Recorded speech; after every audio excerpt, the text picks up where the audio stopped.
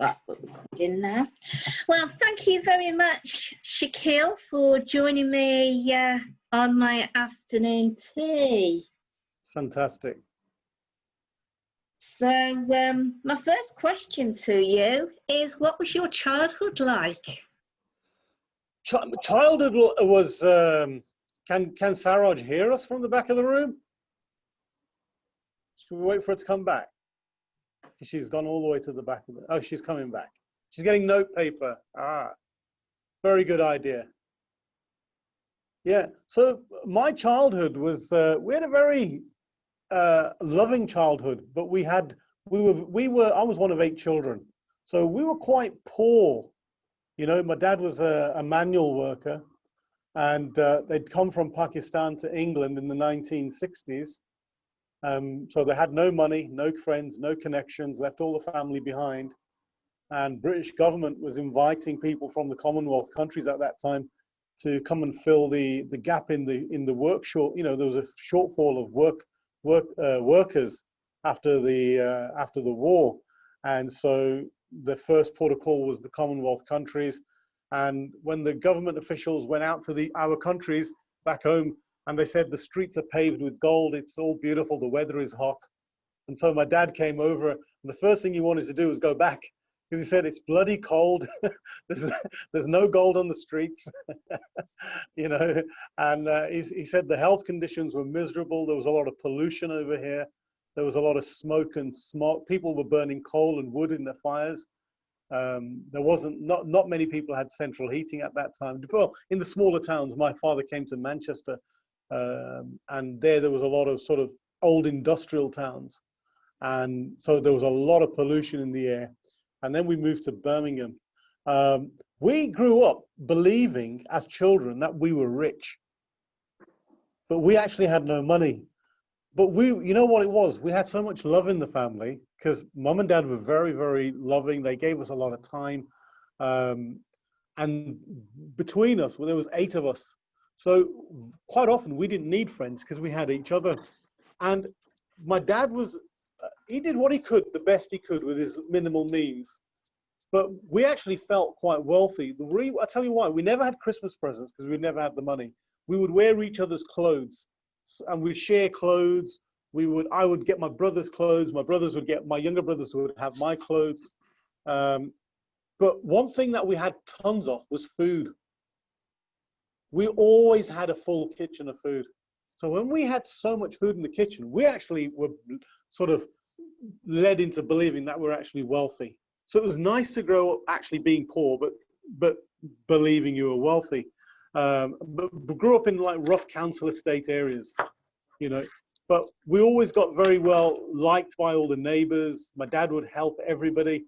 And next door neighbors, where we'd have, you know, elderly ladies in their 80s and 90s, my father would take us round to their homes and call the ladies out and say, Mrs. whatever the name was, my children are your grandchildren. Whatever you need, you ask them. You don't have to ask me. He said, go to them first.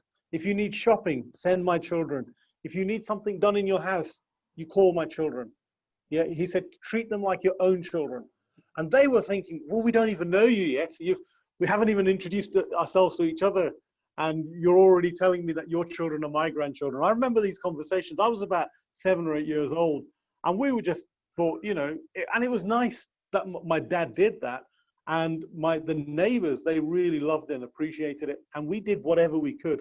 You know, I remember once coming home from school, because we used to check on them regularly, the elderly neighbors. Normally there would be curtains open. One day I've noticed there's no curtains open. And I thought something's wrong. And Betty was like 99 years old. I thought there must be a problem. And so I actually broke into the house, pushed the front door in, and she was stuck in the bathroom. She'd been there all day from the morning. She'd got up from bed, went to the bathroom, and couldn't open the door because of her arthritis. She couldn't open the door anymore. And she was stuck in there all day. She was on the floor. She was, I mean, not in a very good condition at all. And so I called the ambulance. I must have been about 8 or 9 years old. And that was when I realized the value of what my dad was doing. Because in the beginning, we used to think, Dad, it's embarrassing. Stop doing this, knocking on all the neighbors' doors and telling them that if ever you need, and it's always elderly neighbors. And then I thought, you know what, this was beautiful because I may well have, she's a very old, I mean, 99, you know, luckily she did live to 100 and she got a letter from the Queen. But it could have been very easily that if nobody had checked on her, if we weren't raised with that habit of checking on our elderly neighbors, there's a good chance she wouldn't have made it. And the next thing I would have known is to see an ambulance taking a body away. So we grew up with very little, you know, in terms of financial means. I remember once I had a Christmas present and it was a secondhand toy, a car, a truck, a Jeep. It was a Jeep. And being excited and just grateful for that, you know. I don't know, my dad used to go around into secondhand shops and thrift shops, whatever you want to call them, because we never really had the money for much more. But my dad always said, make sure you are better than me. Yeah, make sure you become better than me. Yeah, he said, I've made the sacrifice of leaving my beauty, because Pakistan, he said, where we lived was very nice. He said, I didn't need to leave. We had a big house there. One of the things that all the Pakistani relatives who visit us on holidays to England, they said, oh my God, you poor people, you live in such small houses. Because our homes over there are very large and spacious. Because of the hot weather, you have big houses with roof terraces. In the night, you have the family just gathers on the roof, you know, because they have walls around the roof so you don't fall off. And you can have your family gatherings on the roof and you can sleep on the roof as well, because it just gets too hot inside. And all our relatives would come, oh, our poor relatives in England who live in little houses. That's what they used to call us. You know, because there they had so much space and the houses were so much bigger. You know, so yeah, it was you know what, it was a nice lifestyle. It was very different from what kids have today and children today. You know, I think we're all old enough here to understand what I'm saying. That you know everything, they're stuck on their computers all day long, but we had to make our own fun. You know, so we would make our own toys. We would make go-karts out of scraps of wood and wheels and ropes and bits and pieces. And I mentioned the word go-kart to my nephew not long ago, and he said, "What's that?" And I thought, "You mean you don't know? You don't know what a go-kart is?" So I had to show him pictures from the internet. He said, "Why would people do that? Well, you can go to Toys R Us and buy one for £200." I said, "There was so much fun in making these things, you know, and then competing with your friends to make the best one, you know, and you could do it for no money at all because you'd find all the scraps and bits and pieces, you know."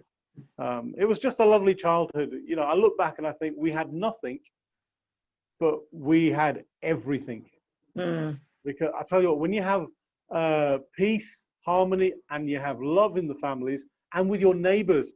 See, I also grew up in a time when there was a lot of racism, because the British community weren't really used to people from other countries. So we don't blame them because they just weren't used to it. It wasn't something they were used to. But luckily, the majority of the neighbors who lived with us were fantastic people. You know, they didn't want to be, nobody wants to be racist. Nobody wants to be prejudiced towards other people. They'll do it because they follow the group. But once they get to know you and think, actually, you know what? These are really nice people. They're just like anybody else. And so what we realized was we had to make the effort. My dad used to say, don't ever let me down. He says, I made a sacrifice to come to this country. Yeah. So what you must do is respect the land that you're in. So I remember one day I was in the car with my father. I must have been about 5 or 6 years old. I'm eating a sweet or a lollipop, I think, and I threw the wrapper out of the window. My dad pulled the car over and he says, go back and get that. I said, why? It doesn't matter. He goes, no, go back and get it, and then I'll tell you why. So I went, he pulled over the car. I got out of the car. I picked up the sweet wrapper, and he made me put it in a bin. And he said, right, I'll tell you why. He said, the English people will think you're a messy person. Okay. And he said, that's not the representation I want for me. He says, if you're my representative in this country, he says, when I'm gone, you're my representation in this country. He goes, make a good representation of me. He said, be a good example. Yeah, he said, in fact, be better than the English people. Yeah, he says, because it's going to be harder for you. You know, I mean, we did suffer some racism, etc. My father was actually attacked with a knife. He was stabbed and slashed across his face. But he never let that get in the way, you know, and he never, you know, just because that happened, he said, don't think all English people are the same. He said, that's a tiny minority. You know, the majority of English people or white people, he goes, they're just like us. They're happy people. They just want to live.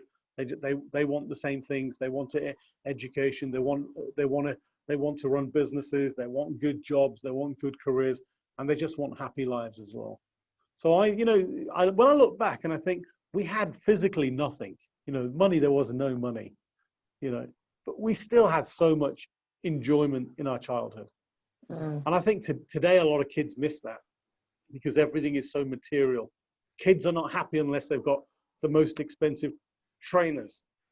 I was just having a conversation with my son before I came here about a pair of trainers, and he's 15, my youngest son. And he's looking at trainers that are 120 quid, 120 pounds. And I said, I've never bought trainers that expensive for me. I said, what you're going to have to do is you're going to have to get a job, a part-time job on a Saturday. Yeah. And I said, you're going to have to buy it yourself. Yeah. And he, oh, I got to work. But I've got to go to school. And I said, it doesn't matter. I said, you'll have so much pride and you'll appreciate what it takes when you have to save every week and every month to put something aside for yourself. You know, and I said, you'll then have so much pride and you won't break out, tear them apart in 6 months like you normally do. And did you enjoy your school? Yeah, I did. I enjoyed school. I remember my very first school was my primary school. I think it was in Manchester, where I grew up in the north of England. It was a brand new school, and it was a Church of England school. So we used to have morning assemblies and morning prayers. And I remember the teacher asking me, "Are you allowed to pray with us?" And I said, "Yeah, I think so." So I would join in with the prayers, you know, because it was a religious school, it was a Church of England school, Christian school. But it was, you know, the childhood was really good. School was really good. Going to secondary school was maybe a little bit of a challenge because in school, children can sometimes be quite cruel. So in the school that I was at, there was 1,400 children in my middle school, in secondary comprehensive school, like between 11 and 16. And there were about 8 or 10 of us who were black or Asian, who were non-white. So there we did have trouble. I mean, I was in a fight every single day at school. But that made me very tough as well. Because I would never allow anyone to bully me. My father, although he's very loving, was also very tough. He was a strong guy. He taught us to fight. He would take myself and my brothers to boxing gyms, to martial arts gyms, to learn self-defense. And he used to say, don't ever come home and lose a fight. He says, if you ever lose a fight, I will beat you up myself. So he was a disciplinarian, and he would very often take out the stick or a shoe or anything like that to discipline us because he was old school. So we were too scared to ever lose a fight. So I would make sure we win any fights at school. And I was in and out the headmaster's office for fighting all the time. And he would say, Shukeel, he goes, you're an intelligent, bright man. Why are you constantly getting into fights? I said, I have to defend myself. I said, you know, if I'm being bullied, and which is what was happening, I said, I'm not going to take it and turn the cheek the other way. And, you know, I said, otherwise I'll become a victim. I said, I'm not ready. I'm not prepared to become a victim. And I said, that's what my dad has told me. Okay. And he goes, good man. Oh. And so how many, there's, are you, where are you in your siblings? Are you? I'm in the middle. So I've got, the middle. I've got 2 elder sisters and an elder brother. They were born in Pakistan. When my parents moved to England, I was the first born here. Then I've got 2 brothers and 2 sisters who are younger than me. But I've also got 2 half English sisters, because when my father came to England, he came on his own first. And my dad used to say the English women used to chase the foreign men.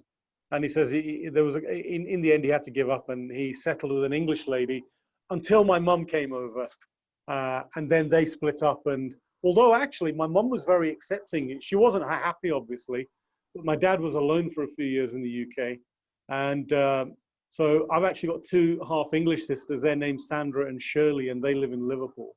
And we do occasionally meet with them as well. But as kids, we actually literally grew up together with them. So I've literally got, because I've also got an English grandmother as well. Well, Scottish. I've got a Scottish grandmother. My grandfather did exactly the same. So when my grandfather came immediately after World War II, he was a doctor. So my grandfather was a rich man, but he never gave my father any of the money. So my grandfather was a miser. Okay, so he gave all the money because he married to a Scottish lady. So my grandfather had my dad had half brothers and sisters who were half white, half Pakistani. My grandfather gave all his money to them, so we never had anything. And my grandfather was very well off. He had lots of properties. He was, an educated, wealthy man. But my father was, didn't get a penny of anything. And my grandfather actually, he was quite miserly. When we would go to their house, we wouldn't even be, we would travel like 2-3 hours to get there in the car and to go and visit my grandfather, and we wouldn't even be offered any food, or drink or anything, because he was just so miserly. So we never had a lot to do with my grandfather because of that. But my father would never say anything against his father because of that respect for your elders. I would say to him, Dad, why don't you ever do anything? Why didn't you ever say anything? He goes, he's my father. And we respect our parents. It doesn't matter if they're wrong or right. It's not for us to correct our parents. So he was teaching us a lesson as well, basically, in respecting your elders and respecting your parents. And that is a very big tradition for people in the Asian communities, people in the Muslim communities, is respecting your elders and respecting your parents. So even if, let's say, like the ladies next door, we would call them uncle. Anybody who was older than us, uncle, auntie, granny, nanny, it was just out of respect. That's what we call our elders. We never call our elders by their first name. And did you go to university or further education, or did you go from school straight to work? No, I did sixth form college after school. So I did from 16 to 18, I did A-levels. And then I went into the military. So I went into the army as an officer in the British Army, which is very unusual because people or youngsters from council estate backgrounds, if they go in the army, they go in as soldiers, they go into the ranks, they would rarely ever go in as an officer. So I went in as an officer, and I trained at Sandhurst, so in fact one of the top military academies in the world, or it is the top one. People from all over the world come to the UK for training here with us. And so I did a short service commission for 3 years. And one of the things was my father said that, I want you all to make sure you serve this country. So he said, you're going to be a policeman, you're going to be a soldier, you're going to do this, you're going to do that. And we had to follow those careers, whatever my dad in the early days said, whatever you do, make sure you make a positive contribution. And he said, and so he gave us ideas what he'd like us to do. He didn't force us to do it, but I actually quite liked the idea of going into the army and, having military experience. And so that was a very positive, powerful experience.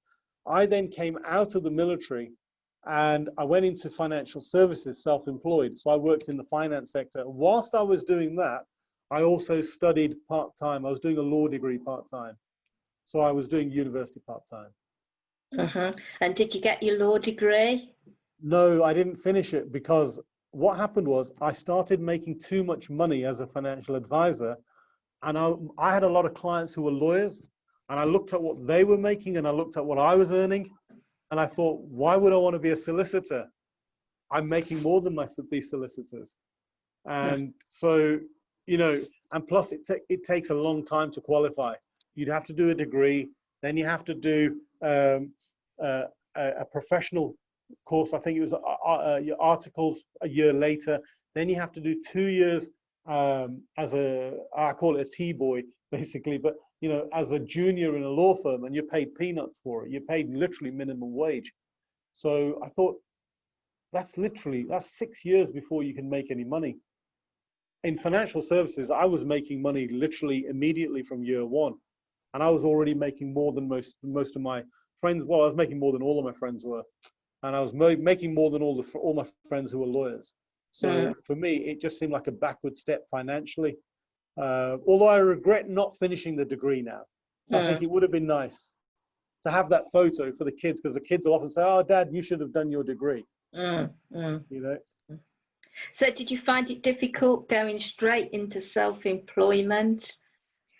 From being paid, you know, if you think about it, being paid regularly, being in the military, you were getting at least a monthly wage, whereas when you're self-employed, you've got to start fishing yourself, haven't you? So how did you manage to do that?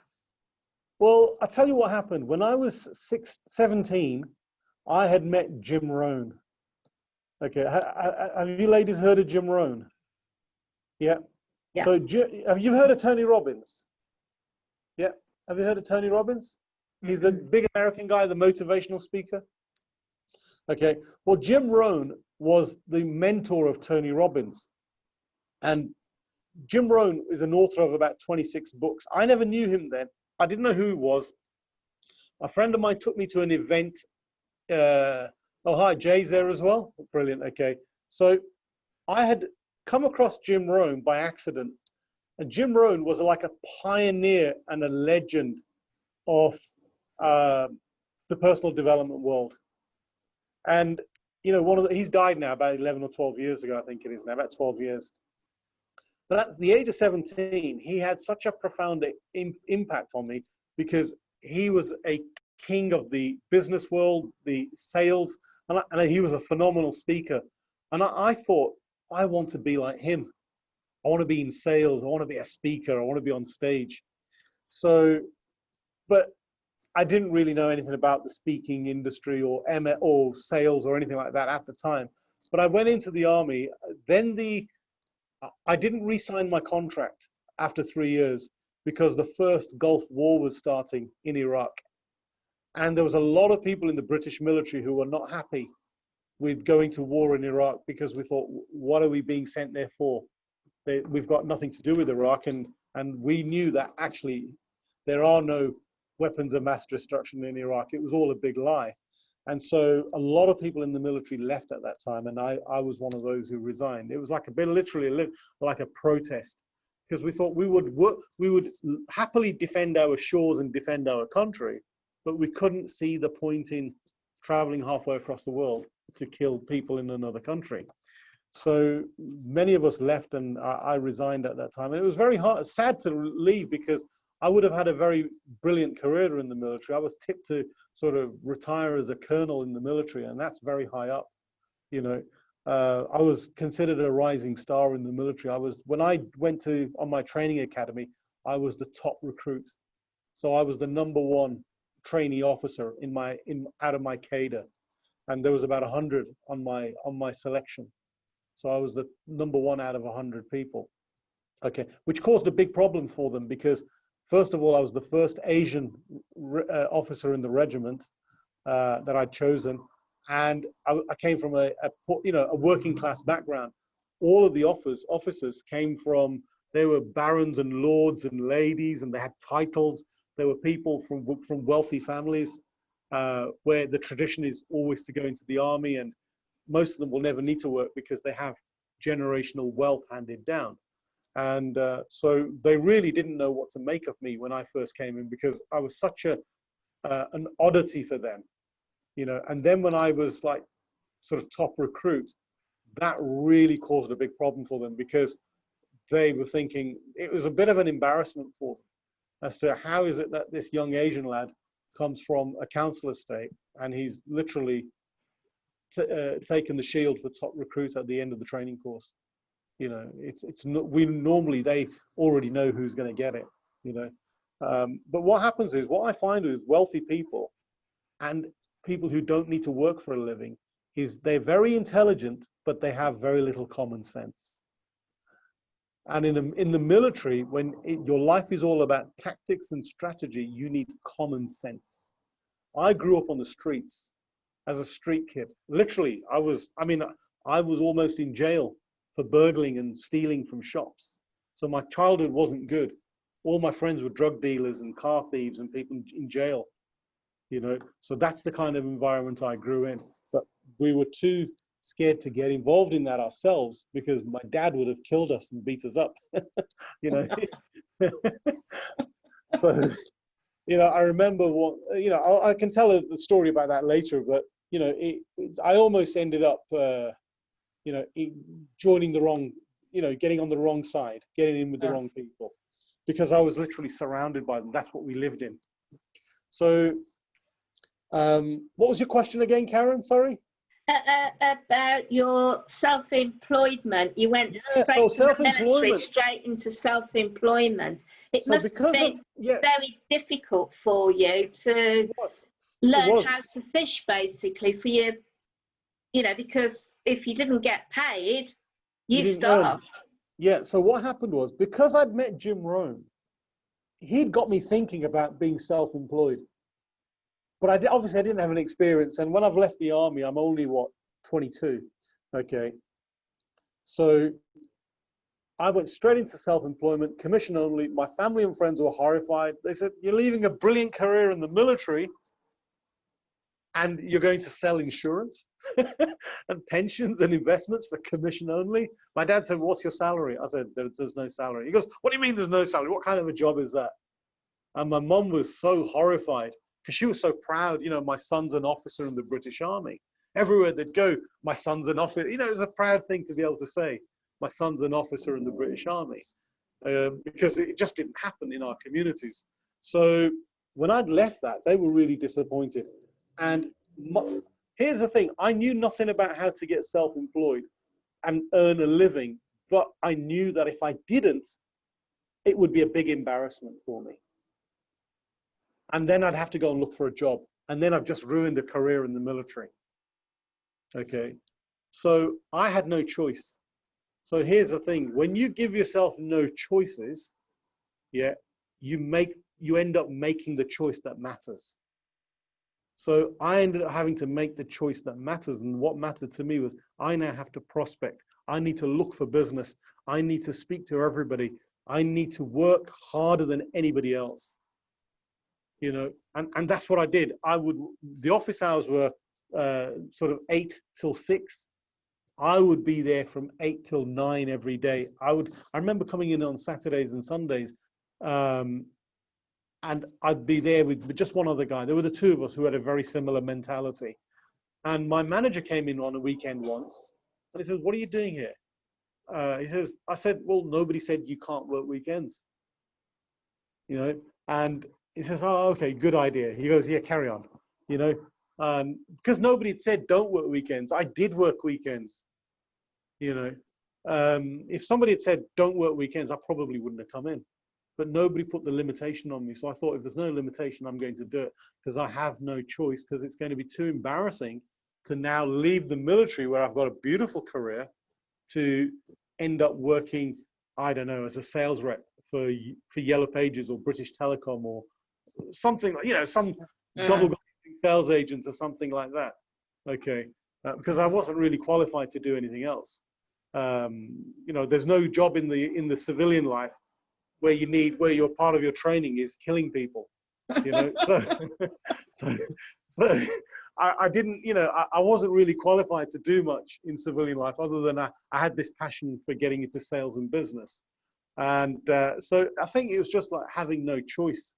And having had that experience with Jim Rohn and watching how dynamic he was, and listening to him and reading some of his books, and I thought, this is what I have to do. And now there's no turning back, because I cannot let my brothers, sisters, my elder brother was mortified. You know, he was shocked. He goes, I'm very disappointed in you. Yeah, you've let the family down, you know. And that's how you know, I had no choice. I literally had no choice. And also, when you know that the job market is going to be more difficult when you come from a non-white background. That was in those days. It was. I wouldn't say it's like that anymore in the UK. I think the UK now is very, very different from what it was 30, 40 years ago. But in those days, it was a hard place for, if you were not white, to get good jobs. And a candidate who was less qualified, less experienced, would get the job over you. So I thought, the only way where I have total control is in self-employment, and that's what I'm going to do. That was it. So what came first when, was it your speaking, your coaching, or your training? Because now you're set up as a speaker, a coach, and a trainer. What came first? So what happened was, I got into coaching and speaking. I came out of financial services about 5.5 years ago now. Not on purpose, not by design. My business partner was a fraudster and I didn't know. And he was doing financial fraud and he caused the company to get shut down. I lost huge amounts of money, hundreds of thousands. And what happened was, I couldn't do financial services anymore. We were taken off the register, so we were not allowed to give financial advice anymore. And what happened was, I thought, well, I need to now do something. And a friend of mine said to me, Shukeel, he said, you're a very good salesman. Why don't you teach people to sell? He goes, and you're also actually a very good speaker. He says, you could do sales training, because there aren't that many people doing high-end sales training, and especially the old school sales training, which is actually getting on the phone, getting to speak, having the one-to-one conversations. There's very few people actually doing that. So I looked around and I went to a couple of networking events, and I started introducing myself.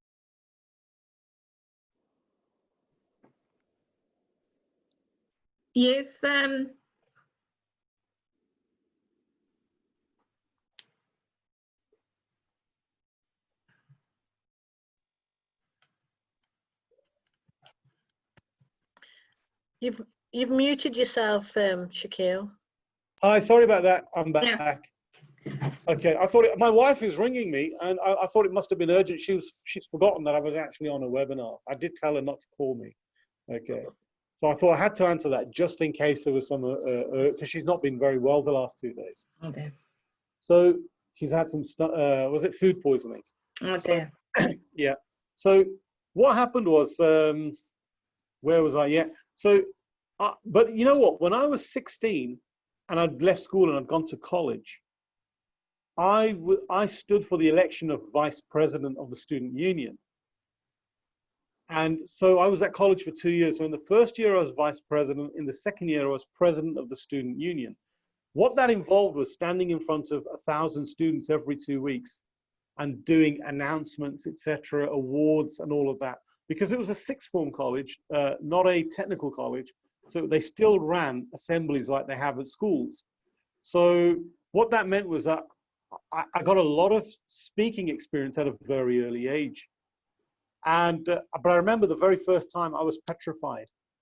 I'd gone on stage, the headmaster, the principal of the college had called me up. I didn't know I was going to be speaking. And he said, I'm going to introduce you to our new vice president of the union, and he's going to have a few words to share with you. And I thought, nobody told me. I'm at the back of the room and I'm really scared. My mouth has gone dry, my legs are wobbling, and I'm sweating. And I'm walking to the front and I'm thinking to myself, if I get this wrong, I'm finished. They won't like me. I have to make them like me. I have to make them like me. I thought, tell a joke, that'll get them to like me. So I went on stage and I actually just broke with a joke. It was actually a little bit X-rated and the principal didn't appreciate it. And he was coughing, you know, okay, that's enough, thank you. And then I did a bit of an introduction. But you know what? What happened was I told the joke, everybody was in stitches, everybody was clapping, and everyone was in laughter. And I thought, they like me. So I thought it worked. So now I thought, you know what? I don't have to be afraid because it's not that scary. I've got them on my side. So every time I went on stage, I just got more confident, I got better. And I did that for 2 years, and I absolutely loved it. So when I came out of business 5.5 years ago due to fraudulent business partner, the thought of speaking wasn't such a big issue. But my first thing was I was doing coaching. What happens is you get a lot of coaches who tend to transition into speaking, because speaking itself is actually quite a hard thing to get into, because you've got to make connections, you've got to build a profile, you've got to get recognition. You might need professional training as well. And so what I do is I actually started off doing sales coaching and just doing little seminars and webinars in a room like this, like my boardroom here, you know, where I can fit 10 or 15 people in. And I was doing those webinars, and then that led onto doing a lot of activity on Facebook, because I do a lot of videos and Facebook Live. And my video activity led to me to getting noticed by people. And I then got involved with the Public Speaking Academy in Sheffield, and I'm now one of the 3 trainers of the Public Speaking Academy. And the Public Speaking Academy is like literally, I mean, you know, in terms of, if you said who are the best speaker training agencies, we're up there in the top 2 or 3 best speaker agencies. And there aren't that many speaker trainers in the UK. And so now I've trained literally thousands of people, because I was running workshops every single weekend in Manchester, Sheffield, London, Birmingham, Leeds. I don't run those weekends now. I haven't run them for a year now, because it was just getting way too much. I never had any spare time. So I was always speaking, running workshops, speaking at events. Most of my speaking has been in London, where I get invited to speak at events in London. And now I'm doing a lot of speaking on webinars. but yeah, the coaching came first, and a lot of the people I've trained tend to be coaches who now want to get to bigger audiences. Because when you coach, you can only speak one-to-one or one to a small number. But when you can speak from stage, your voice and your message can be shared to so many more people, and you can now stand in front of 50 people, 100 people, 1,000 people.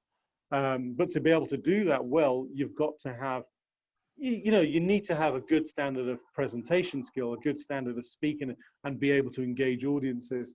So it's something that I've always loved and I've always enjoyed doing. But, you know, going back to 2010, I think it was right about 2009 or 10, I remember speaking to my colleagues in the office saying, I want to be a speaker.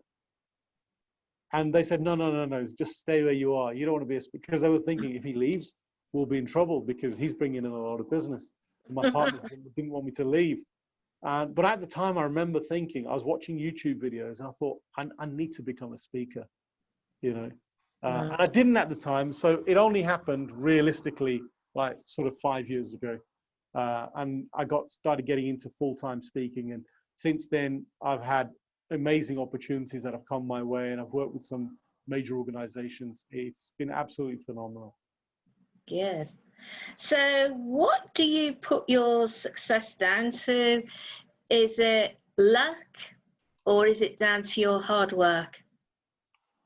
I would like to say it's all hard work, but I think the reality is there's always a very big chunk of luck as well. But my manager, when I was a financial advisor, used to say there's no such thing as luck. It's called the logical use of controlled knowledge. Okay, LUCK, logical use of controlled knowledge. So, but here's the thing: if you work hard enough, you'll increase your rate of luck. Yeah. So I just work. You know what? I'm a grafter. I work hard. When I was in financial services, nobody worked at the hours I used to.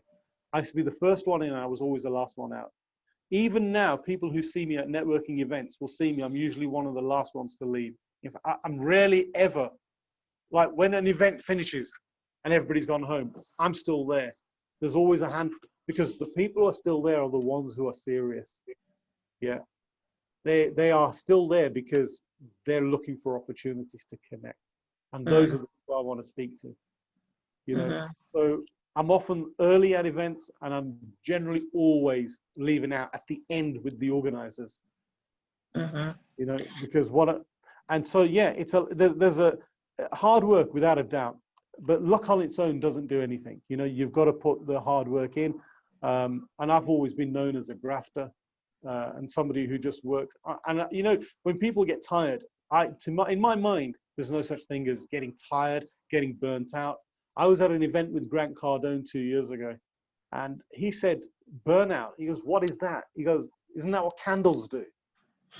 Yeah. It was, people don't burn out. He said candles burn out. And you know what? I just laughed because I thought that's exactly what I think. Yeah. Yes, people say they have breakdowns and they burn out. But for me, I've been through all the same situations that other people have burnt out and broken down with. But I never broke down and burnt out, purely because my mindset was at a different place. Because I knew I have to go through the headache and the stress and the pain and the agony of what I'm having to, and the suffering, sometimes going for long periods with no money, long periods of no results. You know, it's very, very demoralizing if all you're focused on is, I'm not getting a result. I'm working hard, I'm not getting a result. I'm doing all this and nothing's happening. I've never been like that. I've always done the work, but my focus is in the big picture. Where am I going to end up?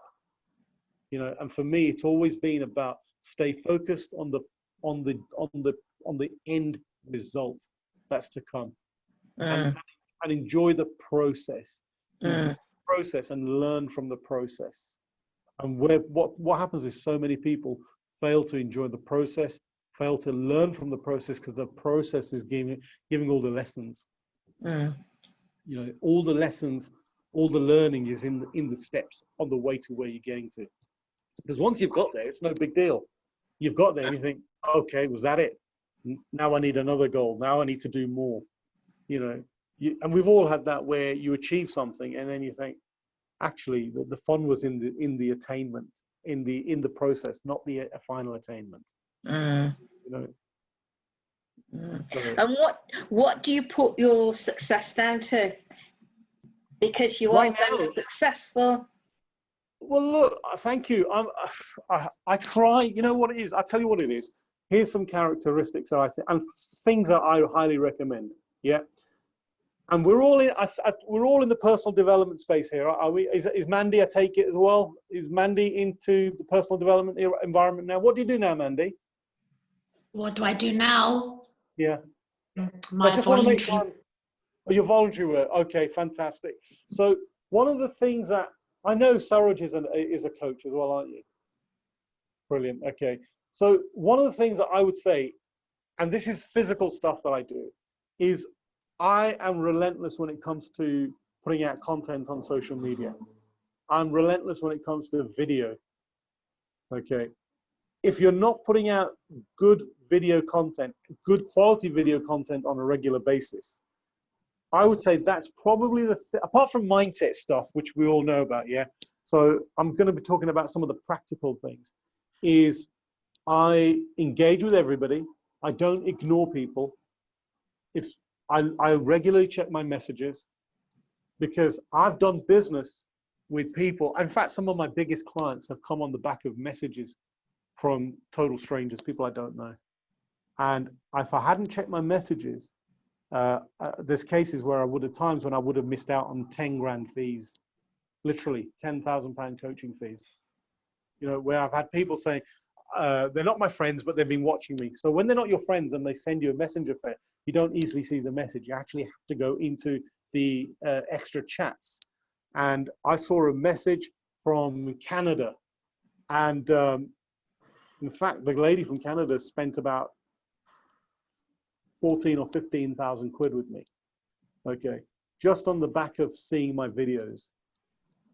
And so for me, videos is incredibly important. Doing Facebook Live video, 85% of all your social media content, all shared content, yeah, is video. So I want to, that's where I want to be. If the bulk of shared content was, say, written posts, I'd be writing like a machine. But it's not the case. It's videos. So that's why I put out a lot of videos, and that's why I teach people how to create good videos as well, and do good video lives and do interviews. You know, a bit like what we're doing now. And, you know, because this is where you get credibility and exposure for yourself. You're sharing audiences, you know, and you don't know where that's going to lead to. And you know, like my single biggest client is Success Resources. Success Resources are a $500 million a year turnover company. Last year, they paid me to go to London to train their sales team, the Tony Robbins sales team. I trained them, okay? And I was there for 2 months in London. They paid my daily rate fee. On top of that, they also paid my flat rent, which was 8,000 a month for my flat. So they spent 16,000 quid just for 2 months, just on my flat alone in London, you know. Wow. So I could be close to their office every morning, and I didn't have to travel in from Birmingham and spend 2 hours traveling in. They wanted me in my best shape working with their people. Okay. So you have no idea what opportunities will come out as long as you put the content out. This social media is your opportunity. And say for example, Mandy, you're doing voluntary work. You might be working for charities. I've worked with a number of charities as well, and social media is fantastic for charities because it's about getting your message out there. Now, your message could be your business. For example, like Jay and Karen and Saraj, both of you, all three of you have got businesses. So it could be powerful for getting a message out for your business. But say for Mandy, it could be powerful for getting out the message of a charity. You know, I've raised thousands of pounds for charities through Facebook Live. There's a charity that I support in Pakistan, which is Super Hands charity. It's an they provide education for 500 or 600 children, for children who wouldn't otherwise have an education. In fact, most of them wouldn't even have a hot meal once a day. So they also get 2 meals. They get breakfast and they get lunch. And those are hot meals that they have. So those are for most of them, the only hot food they get. So my activity on Facebook Live has supported those charities as well. Wow. You know, I've done like fundraising campaigns for them. I've done videos where it's just purely the video is all about getting people to pledge money. You know, so it's really, really flexible as to what you want to do. But if there was one thing that I can say was the biggest contributor to what I've done, you know, and where I've done well, is it's been social media and video within social media. You know, has probably been the single biggest contributor for me. And one of the things that I encourage people is to do video and then work on doing your videos really, really well. You know, when I typically do a video, it's not so much about the views, it's about the engagement.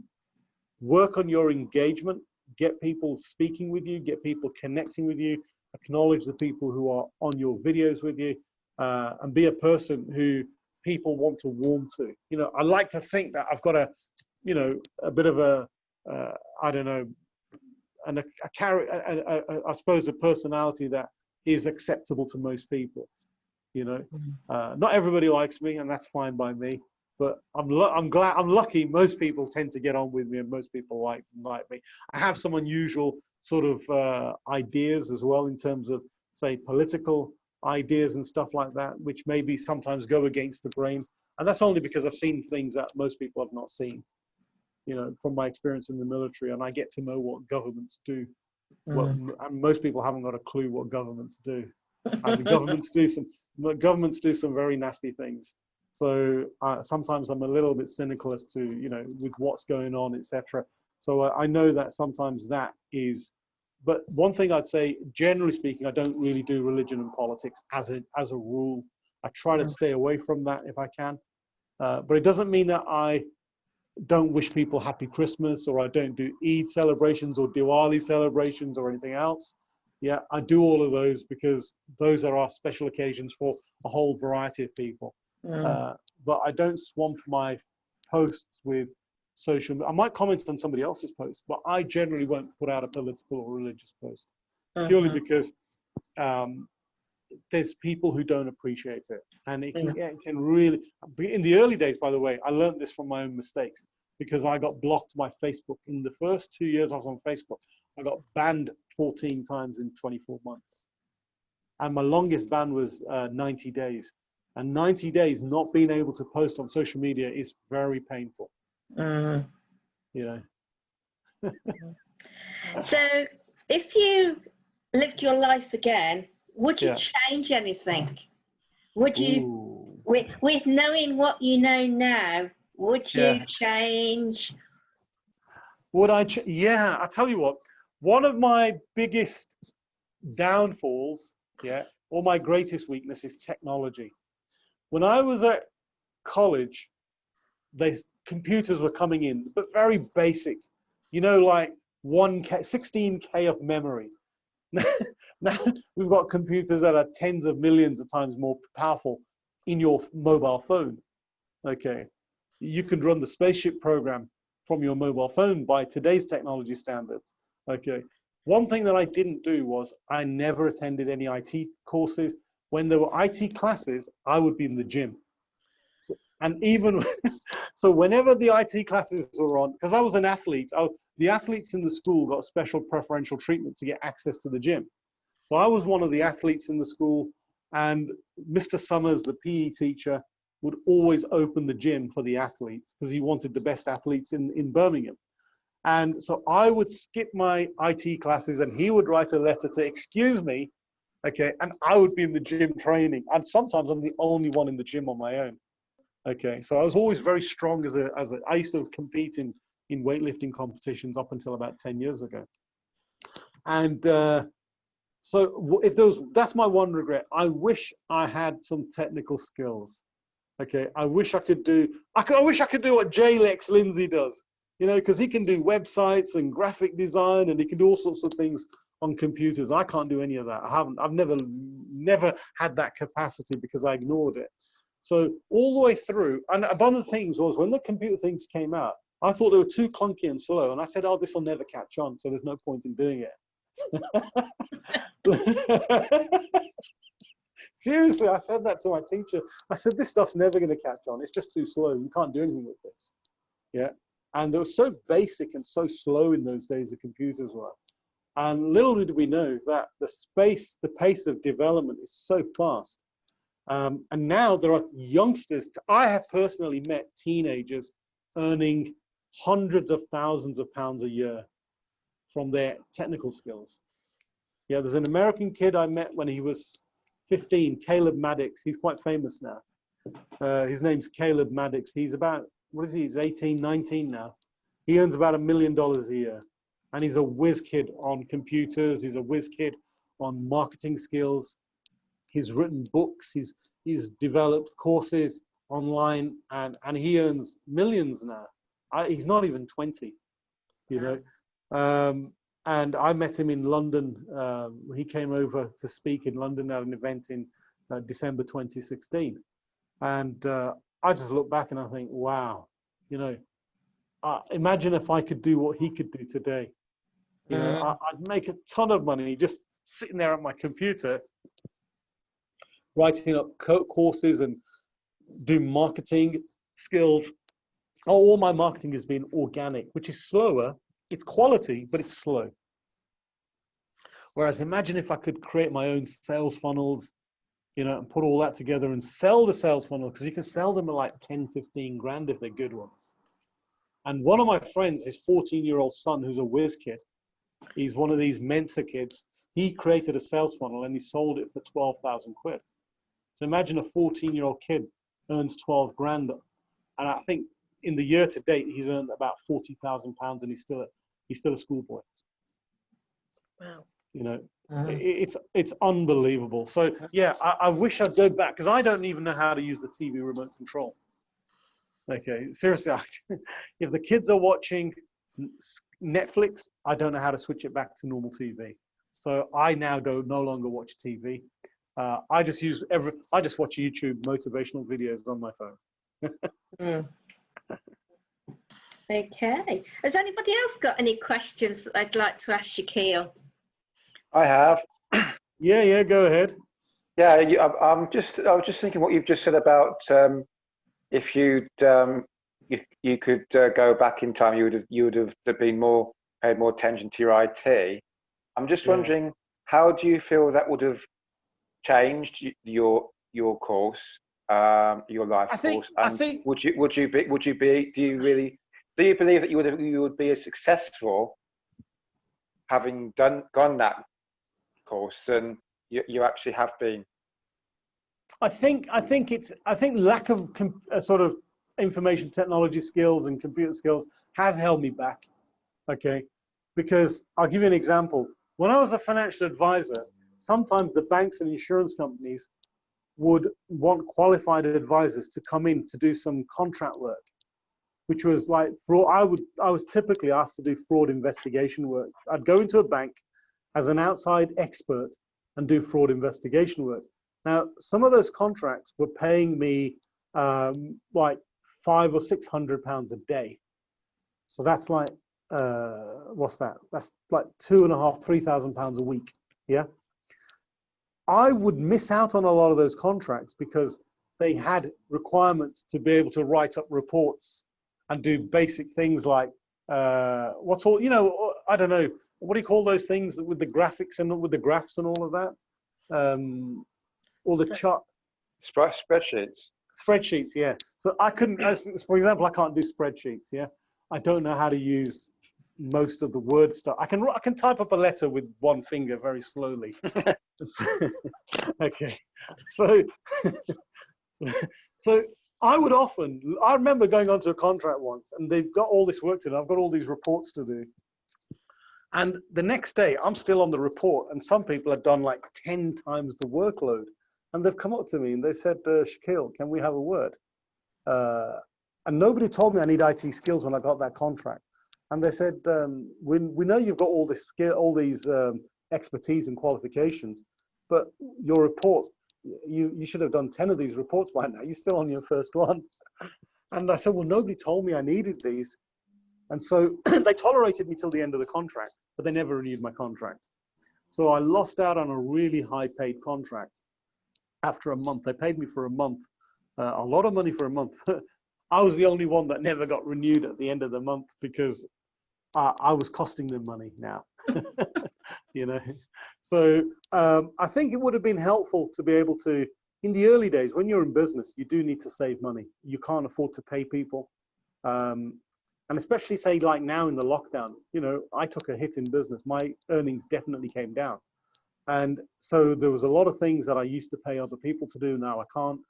And I think if I could do X, Y, Z, I'd just do it myself. You know, I can do some basic stuff, you know, but I literally do everything on my phone. I don't use I'm going to get a laptop this week or next week. I'll buy a laptop now, but so I'm limited by what I can do on a phone because you don't have all the fantastic features. Say, for example, like Facebook doesn't have all the features available on the Android version that it might have on a PC or a Mac or whatever. So those things have held me back. So I was convinced myself thinking I'm 52 years old, I'm too old for learning all of this stuff. And so what I thought I'll do is I'll go onto Google and look up somebody recommended I go onto the Google Garage courses, and there's a lot of free courses on building your basic IT skills. So I'm working on that now, and I'll get my laptop and I'll do all that. But yeah, I think, would it have really changed much overall? It would have helped. I don't think, because I like to think that I am the kind of person who would work hard regardless. So where I'm lacking in my technical skills, I'm not lacking in my ability for work rate. I will outwork anybody. Yeah, I will work harder than the next person. I will make one more phone call. If somebody makes one more call than me, I'll stay back and I'll make another phone call. That's what I used to do. That's why I'd end up staying in the office till 9 o'clock regularly at night, because there was 2 or 3 of us who was ultra competitive, and we would we didn't want to be the last one, but we couldn't make phone calls after 9 o'clock because that was the rules, that you can't call the public after 9 o'clock because we were doing a lot of cold calling. So my work rate always had to compensate, you know, for my lack of technical ability. Monaco. Yeah, Sarah, do you had a question? Yeah, a couple actually. Yeah, go ahead. Okay, so because we just talked about cold calling, okay, my question to you is, do you think cold calling has made you stronger to be able to handle? Yes, 100%. So one of the things that I do is I teach people how to sell. I'm a sales trainer. So cold calling is a very, very powerful skill, because what it does, first of all, it takes a bit of courage to be able to call a total stranger. Okay. And I've worked with so many people who are petrified of just picking up the phone. I've had people cry at the thought of picking up the phone and dialing somebody they don't know. Okay.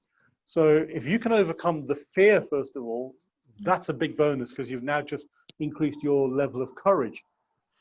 Then there is this thing that when you are cold calling, you've got to learn to be very precise, to the point, be able to get your message across, be able to create an immediate connection with people, an immediate engagement with people. And I think that has helped me in what I do today. So as a speaker, when I'm on camera, one of the first things I do is I'm literally creating engagement right from the moment I start, because I want people watching me to the end. I want people staying with me. I want people listening, pay attention. I don't just want them watching. I want them talking. I want them writing comments. I want them liking. I want them to be actively engaged. So when they're actively engaged, okay, I know they're buying into me, my brand, my message, my profile. And guess what? There's a bigger chance they'll be doing business with me now. Yeah. Or there's a bigger chance I'm going to get out of that pool of people that's my sales funnel. And that's literally what happens. And so the other thing is, cold calling sharpens your mental skills, because what it does is you have to think fast. You do not have time for a second chance. So you've got to think, and in the middle of a cold call, you might get questions. And some of those questions might be tough questions, and you've got to have a whole range of answers for a whole range of questions. So when you go into the cold call, you go in very well equipped with a whole armory of answers that you might have available. So I became really, really good at being able to bat off questions, bang, bang, bang. And, you know, I could handle any objection. I used to say, like, just give me any objection, I'll give you an answer. Yeah. I'd go on the phone call, on a cold call, and I'd actually challenge them. Look, okay, I know you got tons of objections. Give me all the objections you've got, and I'll answer all your objections. I used to say, if I can answer all your objections, are we in business? Are you going to do business with me? Would you become a client of mine? Now they're stuck. I say, right, fire away. Give me all your objections, and I'm going to guarantee you're going to become a client of mine. You know, but not everybody can do that. I got away with that because of my personality. I was vibrant. Not everybody, that method might not suit everybody. Yeah. So I would look at different people and look at the way they are, because everybody's personality is different, and then tailor something that's different. And now, in the way we work today, those methods that I was using 25 years ago might not really work today, because here's what's happened with social media and the internet, which now exists.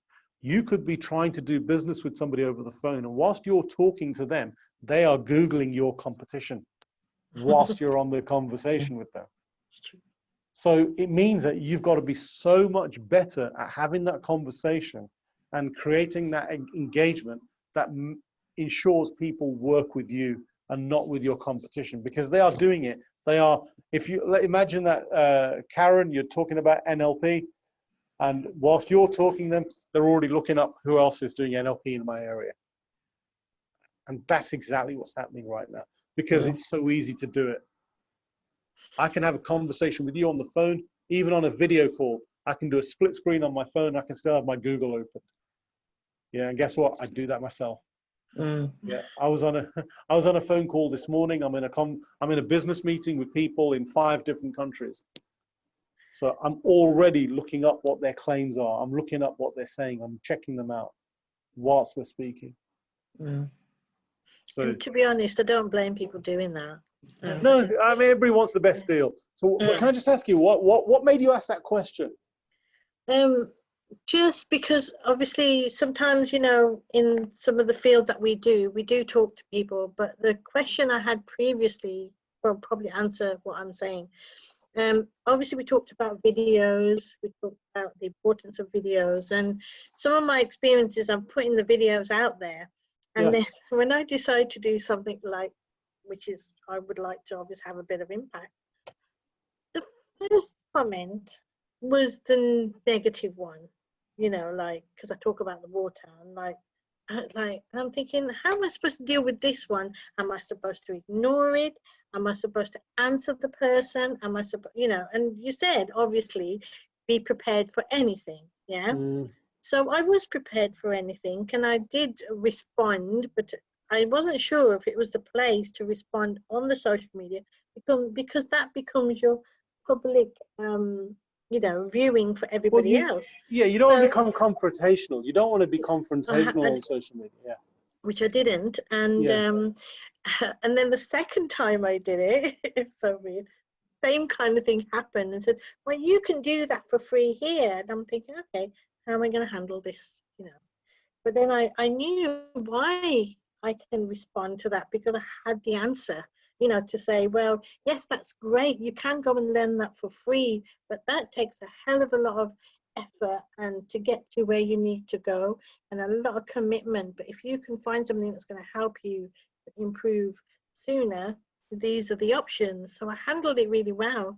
But what I wanted to know was, do you think I probably did that the right way? Is there things that you shouldn't be doing, basically? Well, let me just ask you a couple of questions then. What is it? Just remind me what you do. So I know we've spoken before, but what do you do? Well, at the moment, well, I'm a coach. I help people to improve their health and wealth by using specialist technology and nutritional products. So that's what I do. So I'm launching, and I'm putting that out there. And it's made a huge difference to me, as well as helping a lot of other people. And you mentioned something about water. What was that? It's quantum water. So basically, sorry, I have to show it's easier. Is it alkaline water stuff? No, it grounds the water. So all you do, you can use tap water, and this card, you just tap it, and it grounds the water. So and it provides more oxygen into the body. It's like drinking water. Brilliant. So you know what? Here's the thing. You're going to always have people who don't believe what you say. Yeah. They'll challenge you. They will question you. Some people are just naturally negative. Okay. And that is true. And some people actually don't know how to be positive and be supportive. Okay.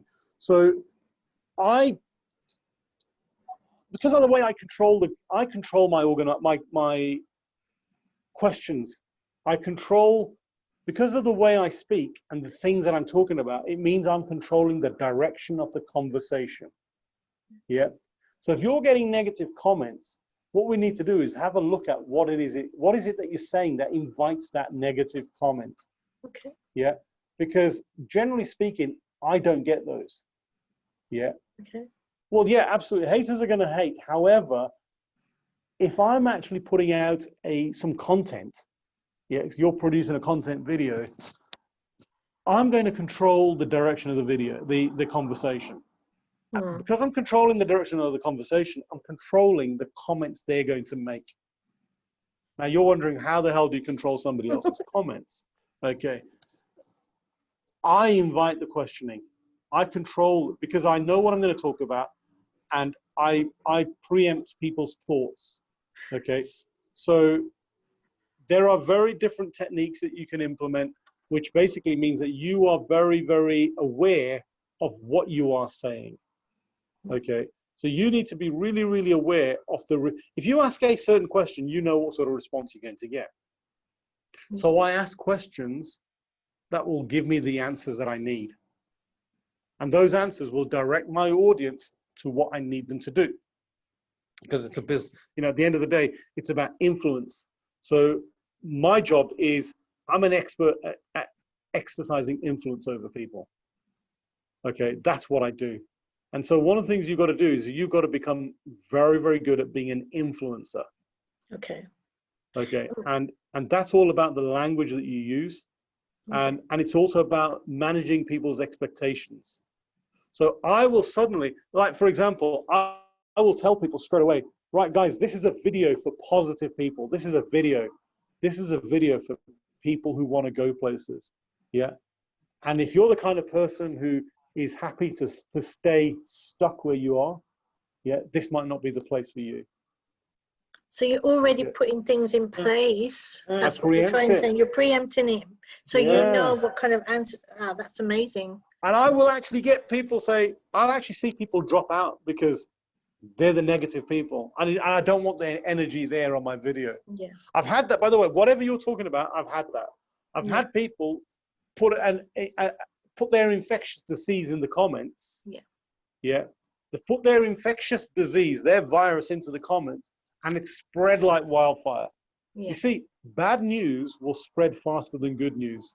A negative comment is more powerful than a positive comment. It's got the ability to travel further. Mm. Yeah. So I remember in my early days when I didn't really understand these techniques so well, I was maybe a bit aggressive with people. And so I welcomed, if I was aggressive, I attracted aggression. Okay. If I was confrontational, I attracted confrontation. So I'm no longer aggressive or confrontational, but I am assertive and I'm in control and I'm the boss and it's my show and I'm running the show. Okay. But I say it all with a beautiful smile. I say it all with positivity. I encourage greatness. Yeah. We always see the spot on a pure white sheet of paper. Absolutely. This is it. You know, and what happens is negative people, their mind works in a way that everything is magnified 10x. Yeah.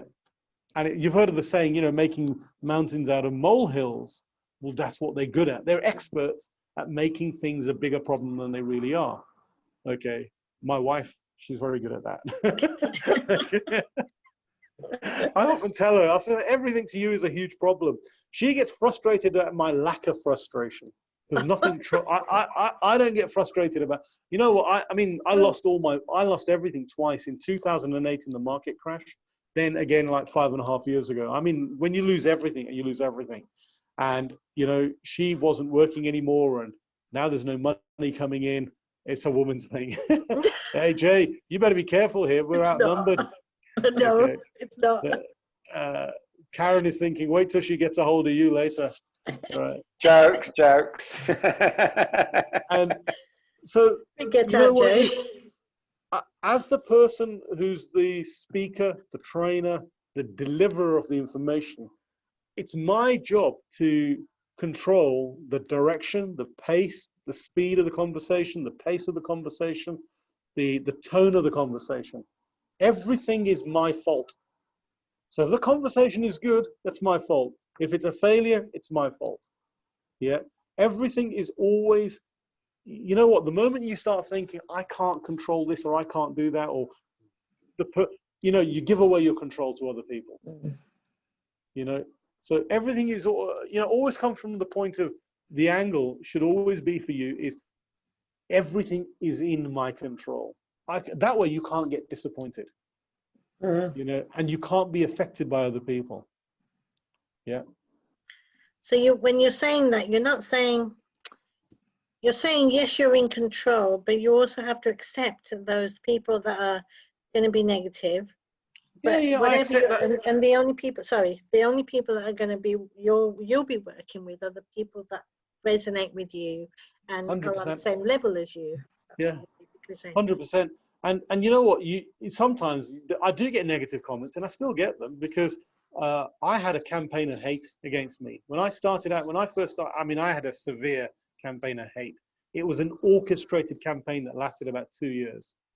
Okay, and there were constant jibes and attacks on me what it was there was a bunch of people who couldn't handle the fact that I appeared to have come from nowhere, and suddenly I'm well known and everybody knows me, and I'm speaking at major events. I'm working with Gary Vaynerchuk team. I've worked with the Tony Robbins team, and there are people who are incredibly jealous. Okay. And all I did was really, I mean, at one time I had to put out a video. I actually put a video out to address that issue, to say that, you know, please mind your own business, focus on your own lives. Yeah. Because it's very small-minded and it's very petty and it's toxic. Okay. And I've actually got that. It's on YouTube. So if you look my name up on YouTube, I don't use YouTube, I just use it to store a couple of videos. But if you look on YouTube, or I can post a link to you guys, it's just a short 10-minute video that I made just to address the haters. Once I put that video out, because I threatened to expose them. And these were people who were in the public eye, yeah, mainly in the Birmingham area. it would have been very humiliating for them if I'd put out the evidence that, you know, out against them. I didn't want to do that. I just would rather it stop, because I'm not like that, you know. So, and luckily it did stop. So you will always get your detractors, but generally there's always going to be the one person who doesn't mean to be nasty. It's just negative, you know, or they don't believe you. Yeah. Or they haven't had the benefit of the personal development training that we've had. One of the things I try to look at is, why is somebody the way they are? And this is what I do. I think, have they had the benefit of all the great experiences that I've had? I was with Jim Rohn when I was a teenager at 17 years old. I met Tony Robbins when I was 25 years old. Yeah. I had the best sales trainers in the world coaching me. Okay. The biggest earners in Britain were my coaches in the financial services world. Yeah. And I think, so that's going to make me different. That kind of experience is going to set me apart. Yeah.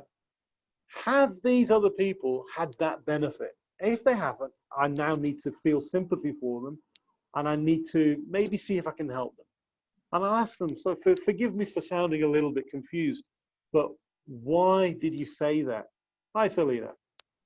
You know, and I'll try and get people to think about what they've said and why they are the way they are. So, you know, I've said it a number of times, just forgive me for sounding a little bit confused, but why do you say what you do? Yeah, or why did you ask that question? Because sometimes people haven't actually thought about what they've said. And then when they actually think about it, they retract their comment, or they're, oh, I'm sorry, I see what you mean. Yeah. Now, there was a time when I was an angry young man, and I'd have a, you know, it'd be an aggressive conversation. I'm too old for that now. I've had kids, and, you know, I've got a daughter who's 20. I get all that hassle from my kids now. My daughter thinks she's my grandmother. Dad, do this, do that. She's my little boss. Okay. So now I just have a very, very relaxed approach. And here's the other thing, by the way, if you come across as indecisive, you will attract those kind of people. If you come across with supreme confidence, even if you are not confident, yeah, but you do not show weakness or lack of confidence, you won't attract those people very often. Yeah, and you'll find that those people filter themselves out. Because what I do is I make sure I show up in my best confidence every single time. Yeah, you will never, anybody, I mean, you all know me here now, and you've all seen me over the last few years, apart from Mandy. I have a way of showing up. And for me, I show up 10 out of 10 in everything that I do all the time. Yeah, because here's the thing that I learned. There is something I learned from Jim Rohn. And he said, you are always teaching your people something, whether by your acts or by your omissions. So whether you do something or you don't do something, they will learn from you by what you do and by what you do not do. Yeah. So if you show up on, you know, lacking professionalism, if you show up not prepared, if you show up sort of trying to claim you're something that you're not, your audience gets to know this and they see it. Yeah. So do you agree with ad hoc stuff then? Because I do a lot of ad hoc stuff. Yeah, I do. And that's powerful. And being able to do ad hoc, off the cuff stuff is a skill. Yeah. And it's a really high end skill. And it's something that I coach. It's something that I teach, especially when it comes to speaking. I often get people sort of stuck say to me, I don't know what to talk about. And I'm thinking, wait there, you didn't live under a cabbage all your life. Yeah. You know, you got life experiences. Something happened yesterday, something happened the day before in your life. Yeah. You had a conversation with someone yesterday. Let's talk about that. Yeah. You had a holiday, you traveled here, you did something, you woke up this morning. What was, you know, did you hear the birds singing? You know, you crossed the road. Did the cars stop at the zebra crossing, or did you have to play, you know, fight for your life to get across to the other side of the road? You've always got something to talk about. Yeah, you cannot ever run out of things. The only people who run out of things to talk about are the people who've already expired. Okay, they unfortunately can't talk about anything anymore. Okay, so as long as you're breathing and living, believe me, you have got something to talk about. So it's a fantastic skill, and there's a lot of training and coaching that I do, which helps people at the drop of a hat be able to talk about literally anything. You know, a bit like that. Did you ever watch that comedy show? It used to be called Whose Line Is It Anyway? Yeah. Yeah. That was when I used to watch that years ago. I don't know, 20 maybe plus years ago. I used to be so impressed by those people because they'd be given a subject to talk about, and you'd think they planned it, and they had no planning. They'd be given a word or two, and they've got to create a whole script. And that always mesmerized me and had me amazed. And I thought, I need to be like that. So I worked on developing that skill myself to a point where now I teach that to other people. I teach people how to create a script, a whole speech. You know, just give somebody one word and run with it. Go now, 5 seconds, and just create a speech for the next 5 minutes that keeps people mesmerized and keeps people engaged with you. And you can just make it up. And that's the amazing thing, is that creativity starts coming out of your mind, and you start thinking, wow, I never knew I knew all this. You know, and here's the thing, when you're only, because it's only just role play and you're playing games, you can just make it up. It doesn't even have to be real. But we've all got enough real experiences in our life to be able to share a story with people on a daily basis.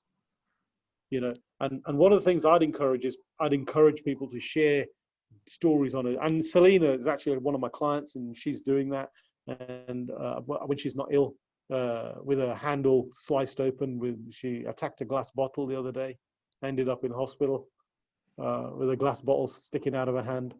Was it a jar? I think it was a jar of pickle or jam or something like that. But Selena does a lot of videos, and I like watching her videos because you can see that she doesn't plan her script. She comes on, and she's now got this ability where she can talk for 20, 30 minutes or even an hour without necessarily getting repetitive and keeping people interested and engaged. And that skill will get better and better as long as you just keep practicing. But you must practice on a regular basis. And I'll tell you, sorry, go on. Are you talking about practicing every single day and doing it live? Or are you talking about just practicing yourself? Practice yourself, and maybe ideally if you can go live 3, 4, 5 times a week, why not do that? Okay. You know, because look, everybody wants to increase their following in business. Yeah, everybody wants to increase their social media following. I used to have a time when I used to think the latest I can go live is about 8 or 9 o'clock. Now I can go live anytime. Some of you have seen me live at midnight, 1 o'clock in the morning.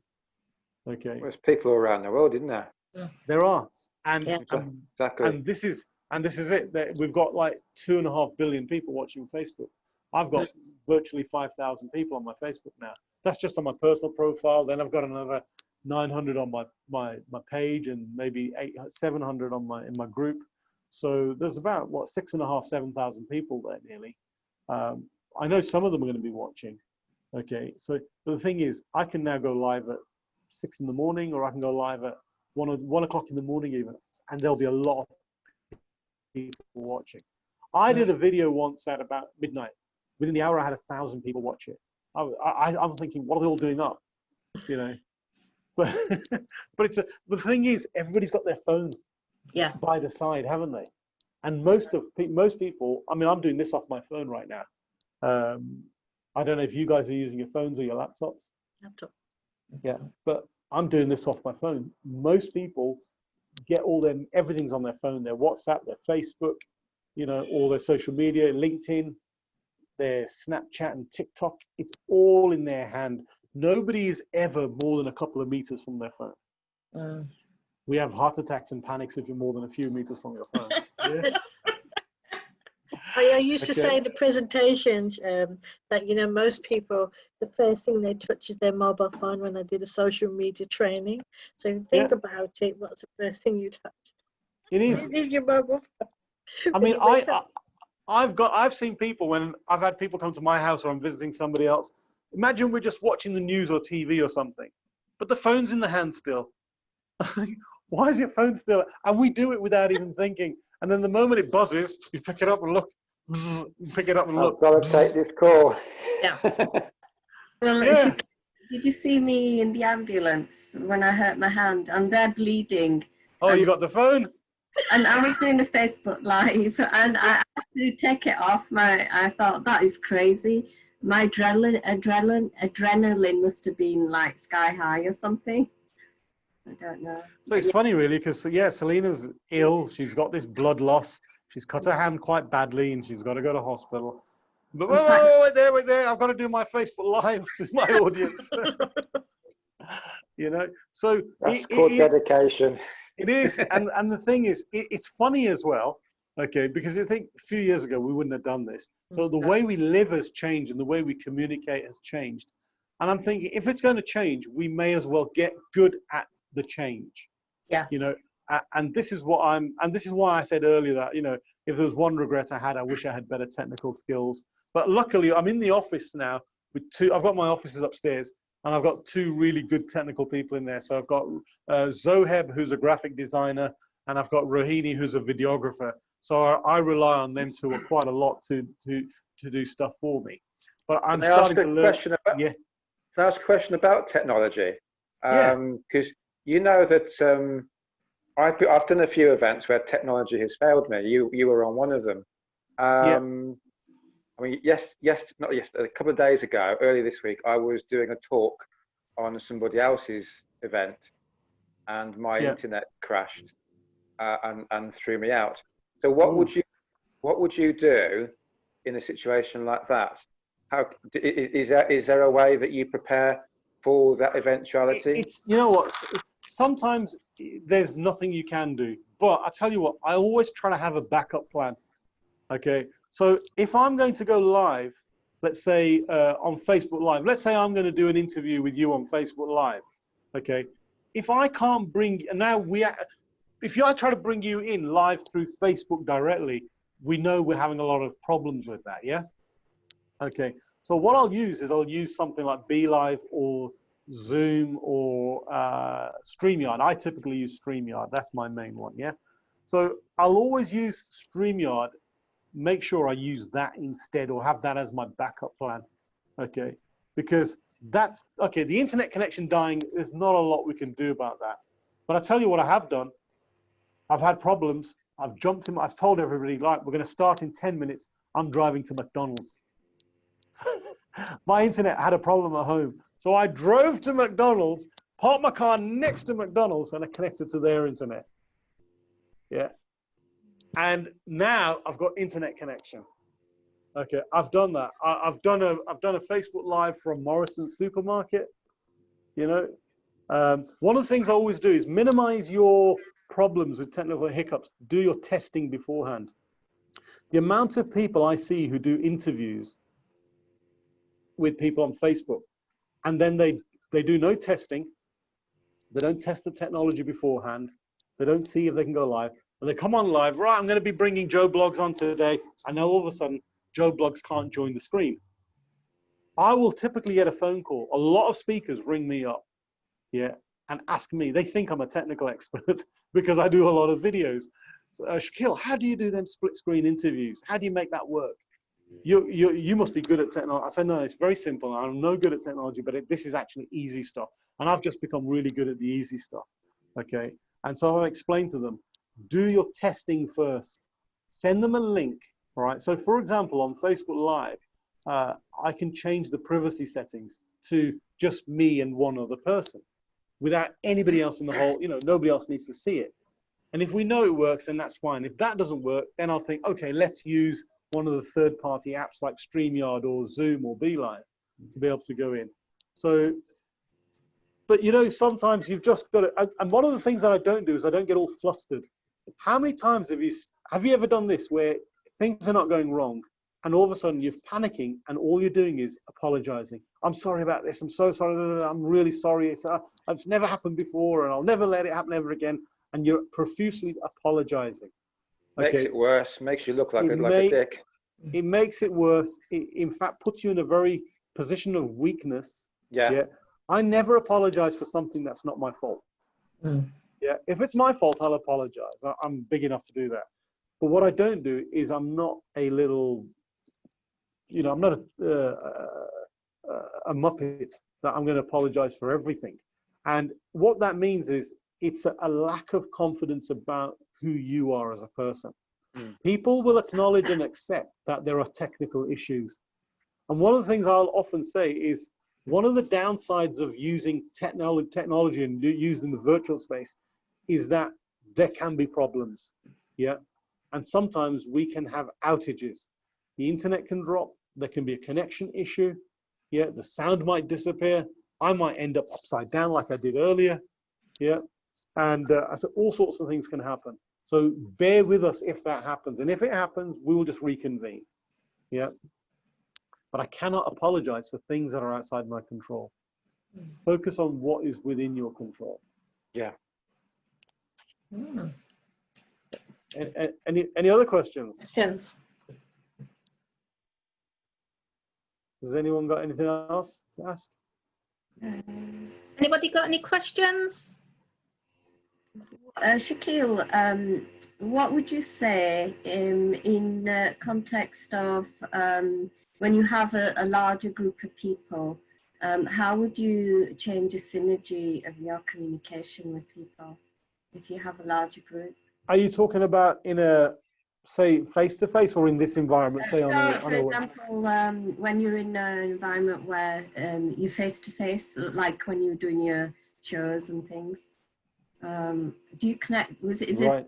So how you connect with, do you change your approach? Yeah, you do. So you do, because I cannot go on stage and talk to people like I'm having a one-to-one conversation with you or in a small group like this. So what it is, it's called speaker state. So the speaker state for stage is different from this is like more like a dinner around the table. That's why it's called afternoon tea. Okay, this is like literally a group of friends getting together for tea or coffee. Okay, so this is a very relaxed, it's very informal, and the way I speak and the tone that I'm using in speaking is very close to normal one-to-one conversation. It's a little bit animated because I'm speaking to a small group, so I'm trying to get a message across. And imagine if I was speaking like this, it was just me and you. You'd think, bloody hell, this guy's a nutcase. Okay, but so I'm not speaking like it's a one-to-one conversation. So I'm slightly animated, and there's variety in my tone, etc. When I'm on stage, how I transfer my skill, change my approach when I'm on stage, there's a lot more things can go wrong. I've got people who may not be actually interested. I've got people who need to be brought alive. I've got people who might be sat there crossed-armed, waiting for things to happen, waiting to be, come on, inspire me, motivate me. Yeah, that's going on in their head. Okay, so there's a number of things that I do before I would go upon. I always arrive early. Okay, what that allows me to do is it allows me to see what's the energy of the room, because I have to lift that energy of the room or match the energy in that room. Okay, I need to see what's the mood in the room. I need to see what the other speakers have been doing before me. Okay, to gauge what the audiences are responding like, so I know where to come in at. I also come in early because I get to speak to some of the audience beforehand. I just introduce myself. It can be quite challenging to speak to a group of strangers because you don't know anything about them, they don't know you, and you don't know how they are judging you. And as humans, one of our big concerns is being judged. Yeah. We don't like being judged, and we definitely don't like being judged in a negative manner. So I like to arrive early because I can make some friends. I can get some people on my side. Prime the audience. I can create, yeah, what did you say there, sorry? Prime the audience. Prime the audience, yeah. So what I'm doing is I'm creating some supporters before I start. Yeah. And then supporters, those supporters then become the people who become really pleased to see me when I'm up on stage. They smile, they clap, and it starts triggering off a chain reaction. So you create a few, and by the way, also for your own confidence, what happens is when you are now speaking to people who you know, because I know you now, I've asked you, I know your name, I know your job, I know a bit about your family history, I've asked a few questions, you know, I've asked why you're here, and sort of what have you been looking forward to. Hopefully they say me too, okay? And, you know, and I now know something about that person. I've answered a few questions to them. There's a strong level of familiarity starting to happen. So when I now speak in front of that group of people, I don't have to think, oh God, here's a total cold audience. I don't know. Because speaking in front of a cold audience can be daunting for most people, okay? But one of, you know, there's so many different techniques of bringing an audience to life. So you could ask a question, you could come in with some humor, yeah? Like I did when I was the student at sixth form college, yeah? I told a joke and that's what got everybody laughing on my side, okay? Because I thought, this is sink or swim, they'll either hate me, but I've got to make them like me, you know? So humor is great, asking questions, having an interesting fact or a statistic to talk about is a great icebreaker. Yeah. You know, I've had instances where I was invited to speak on a stage. By the way, I'll tell you an instance. I don't know if you guys know about this one. I was invited to run an event in London for, I mean, these are 300 millionaires. Yeah, it was a 2-day event.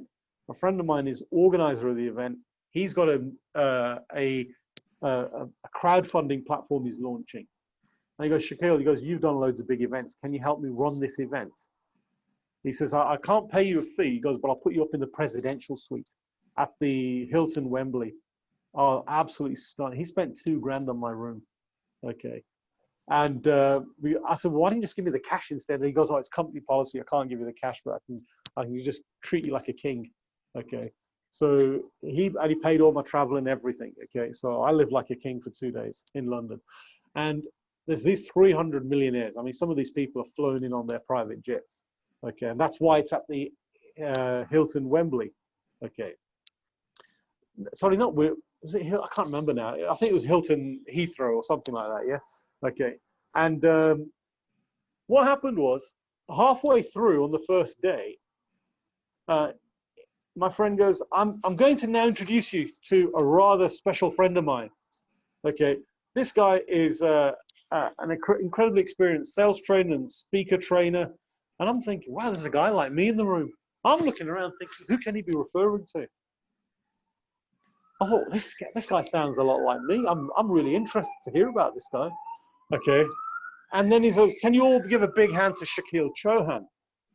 I'm thinking, shit, I don't know about this. I thought I'm running the event to make sure the whole event runs smooth. He hadn't told me he wants me to speak as well. So I've gone on stage and all these people are clapping. And I'm thinking, I've not planned anything. These are not people that you can mess around with. These are wealthy people. Yeah. If you annoy them or disappoint them, it's over for me. So what happened was, I've gone on stage and I've said, you didn't tell me I was speaking. He goes, well, you're a speaker, aren't you? He said, well, you're a speaker, aren't you? Well, what else do you do? Well, you know, I said, I thought I was just running the event. And he goes, yeah, but you're a speaker. I said, okay. I said, how long have I got? He goes, oh, just 40 minutes. Oh, okay. So I know nothing about these business people. Yeah. They've come to talk about crowdfunding. There's a lot of these people. I mean, I don't really know any of them. I don't know any of them. There's 300 people and I don't know any of them. They're all suited and they're not like a normal audience. They're all sat there, you know, dressed incredibly well, all in business suits. And so I thought, right, what happens is you go into something called speaker mode again. So you suddenly transition, bang, straight into speaker mode. And rather than me talk and say, right, I don't know what, because I've actually been on stage where I've been in a room, but people have said, well, I don't really know what I'm going to talk about. Bang, big mistake. So I just put out a question to all the audience. Yeah.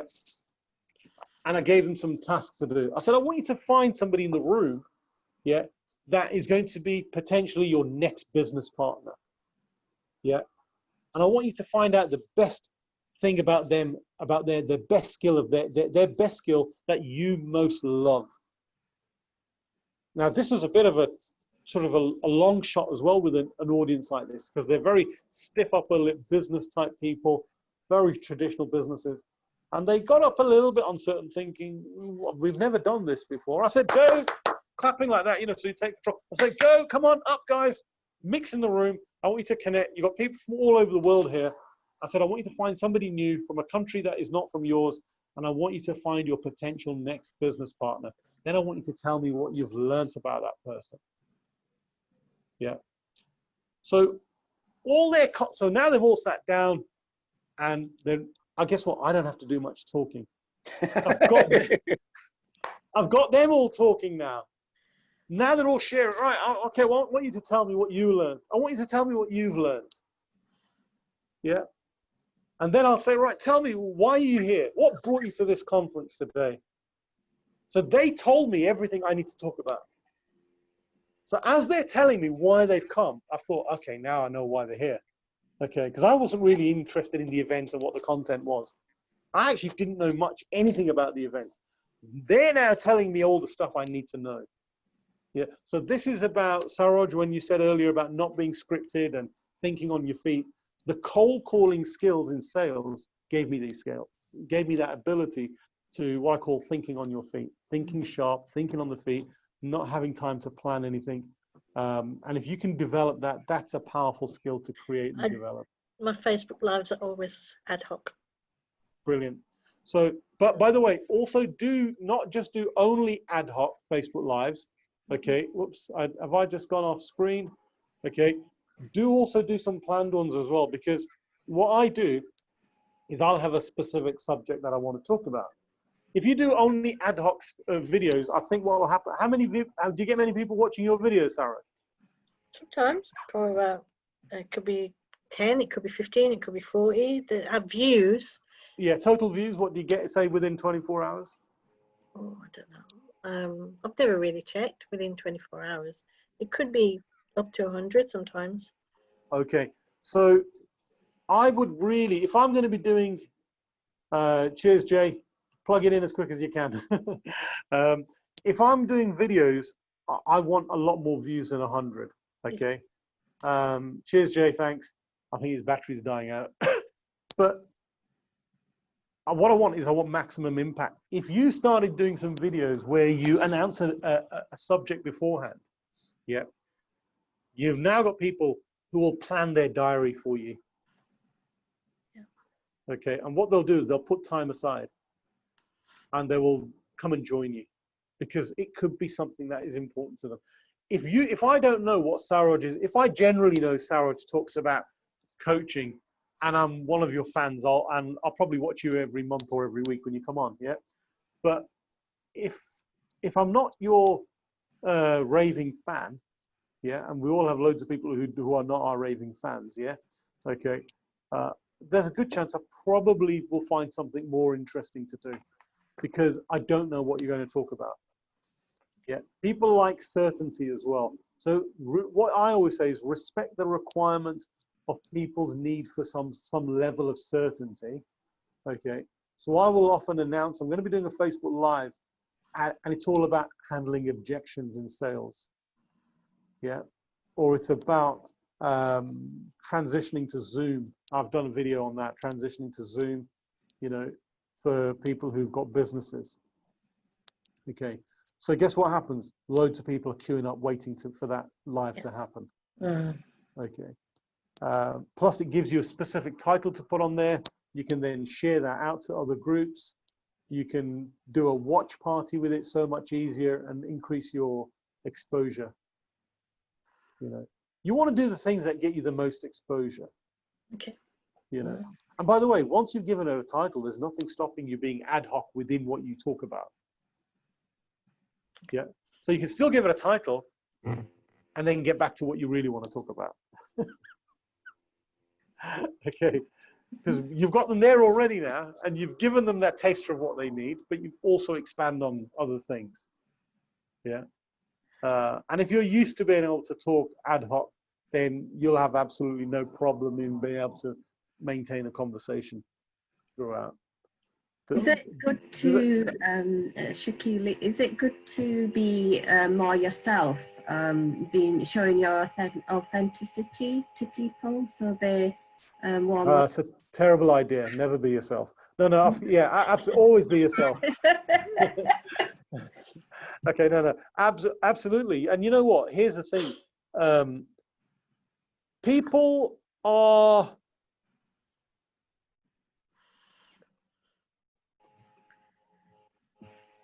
You've muted. There's a big push on this thing about being authentic. Yeah. Here's what I say to people. As long as you're yourself, you're always authentic. Focus instead on delivering value to people.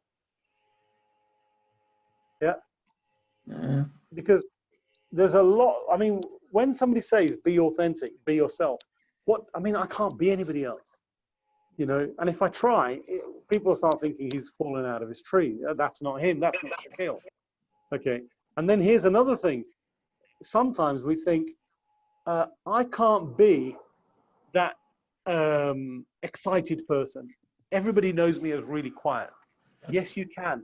You can be the excited version of you. Yeah. You can be the louder, dynamic version of you. You can be the happier version of you. You're not being somebody else. Somebody say, oh, no, I can't do happy and excited. That's not me. I'm very, very sort of quiet and steady and da, da, da, da, da, da.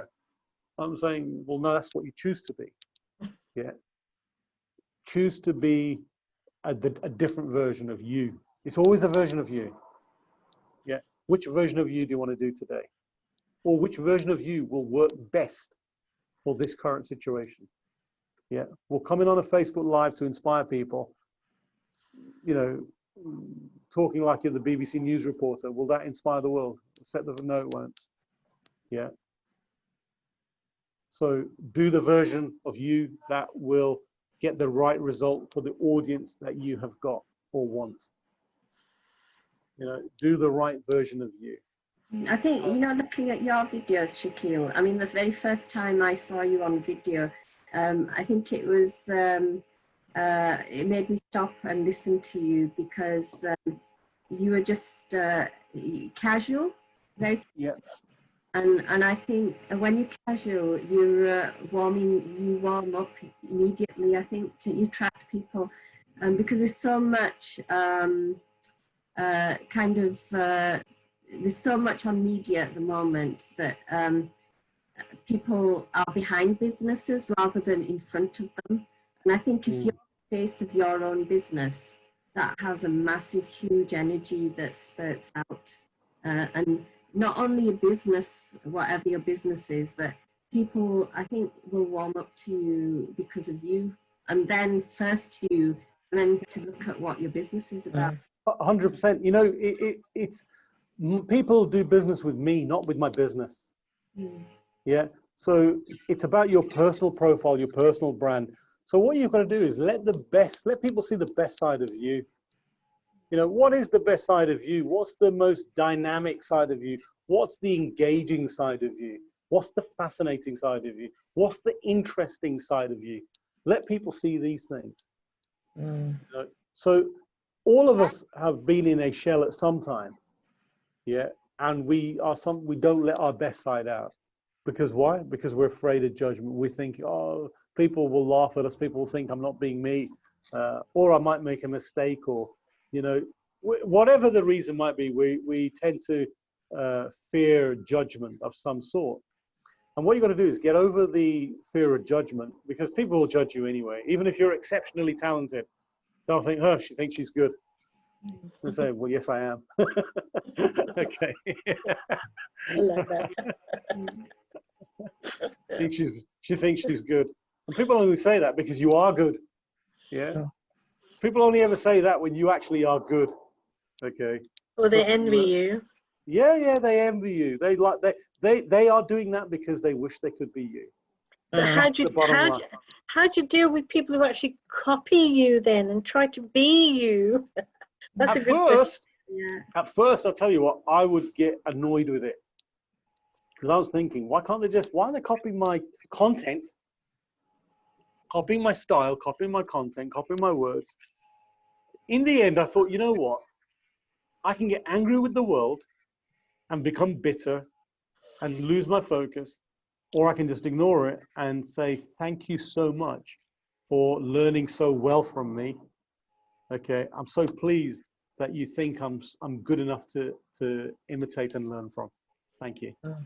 Okay, so Karen and I talked about that yesterday. I had somebody who was copying like my lipstick, my clothes. Really? Yeah, and then I was just like, whoa, how am I supposed to handle this? You know, it was like really weird. It can be a bit freaky sometimes yeah, as well. It was really freaky. And I'm like, this is so strange. But then I thought, I'm my individual self. They are not me. So it doesn't 100%. make any difference. And they are who they are. And then the other time was I did a networking event and I met a lady and I was setting up this course of getting leads and stuff like that. Lo and behold, I get an email, and in that email, she's copied everything I'm doing. Everything. Like, from down to the course and the wording, everything. And I'm like, but you're a maths teacher. Yeah. And I confronted her. I says, what's going on? She goes, don't ever ring me again. I was like, okay, that's fine. Well, I mean, plagiarism is not nice. You know, look, plagiarism isn't nice. And I've had that in the past where people are stealing your work. So what stealing your work is one thing, and that's not nice. And I would normally have a word with those people and ask them to, you know. Cut out. I've had that, Suraj. Have you? Yeah, in my life, right from being a teenager, young girls. Maybe I can help you. Perhaps become better at you being you. Yeah, I had a lot of clothes because I had a very strong interest in fashion designing. So all my clothes used to be tip-top, and I used to wear, you know, right from teenage up to now. And girls would, they wouldn't call me to their birthday parties, they wouldn't invite me, and they'd make it a big, you know, issue. Then what I did was I left all them people and I started my own circle of friends and my own energy, and I found from there that people respect you differently. Am I okay now? Yes. Brilliant. Yeah. So finding, you know, the energy that serves you is important. Yeah. So yeah, you know, people will try and imitate you, and it's not a problem. You know, at the end of the day, it doesn't. What you got to look at is, does it take anything away from me? You know, am I any less? And can they be as good as me? And if they can, fine. You know, I'm not. You know what? There's so much abundance, and this is the thing. What you have to do is you have to develop an abundant mindset. And here's the thing: I will collaborate with people who do what I do. I will invite people onto my Facebook Lives and into my group, even if they do exactly what I do. Why? I don't care. And people often say, Shukeel, but they do what you do. You know, they'll take business off you. I said, there's 7+ billion people on the planet. I mean, how many do I need? How many can they take? Yeah. If they work with somebody who I might have worked with, fine, I'll work with somebody else.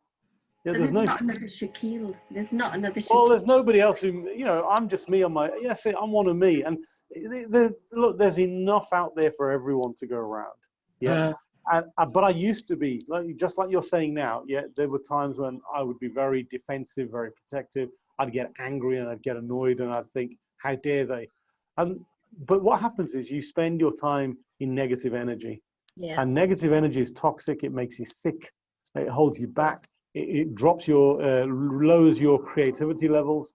It reduces your energy levels. So, and none of those things are going to serve me. So everything I say and do, I always look at it from this point of view. Does this serve me?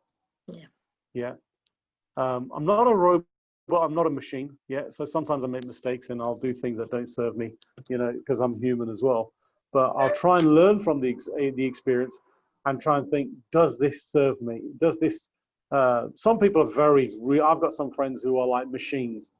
They won't even have conversations if it doesn't serve them. Yeah. Wow. In fact, I've got a very good friend of mine. I'll ring him up for a chat. Right, what's the purpose of the conversation, Shukeel? I'm thinking, what? Just to have a friendly chat. Yeah, but how's it going to serve us? Oh wow. It's taken it to the other level. It's like, yeah. I'm not speaking to you unless it's going to benefit me. That's very selfish. Yeah. So, you know, I'm thinking, oh my God. So, oh, we'll talk another time. Okay. But I mean, so I don't want to go to that level either. But generally speaking, you know, look at the things that serve you.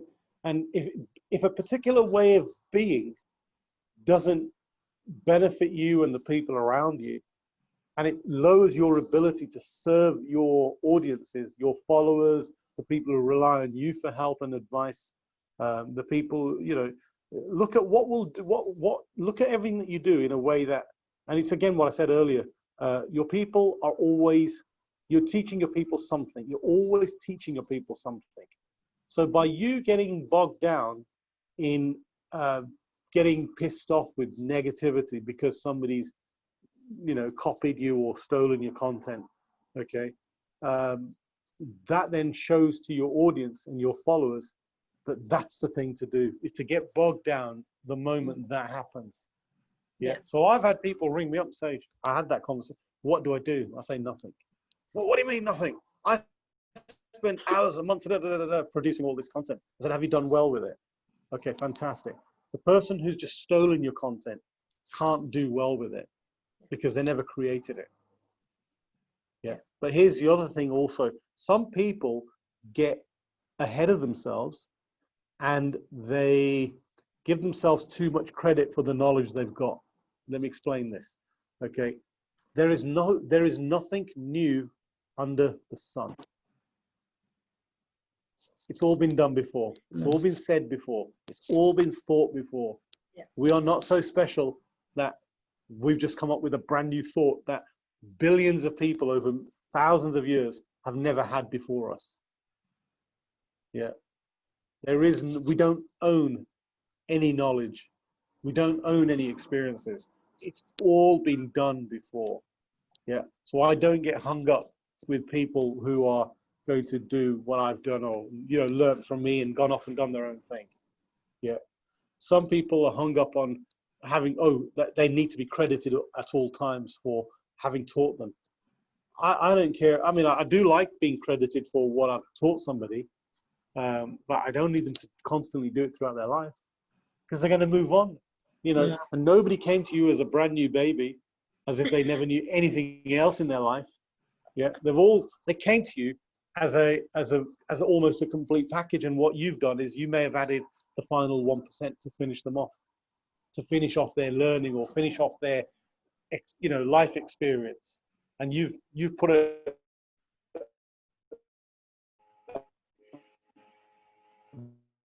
brick in the wall for them.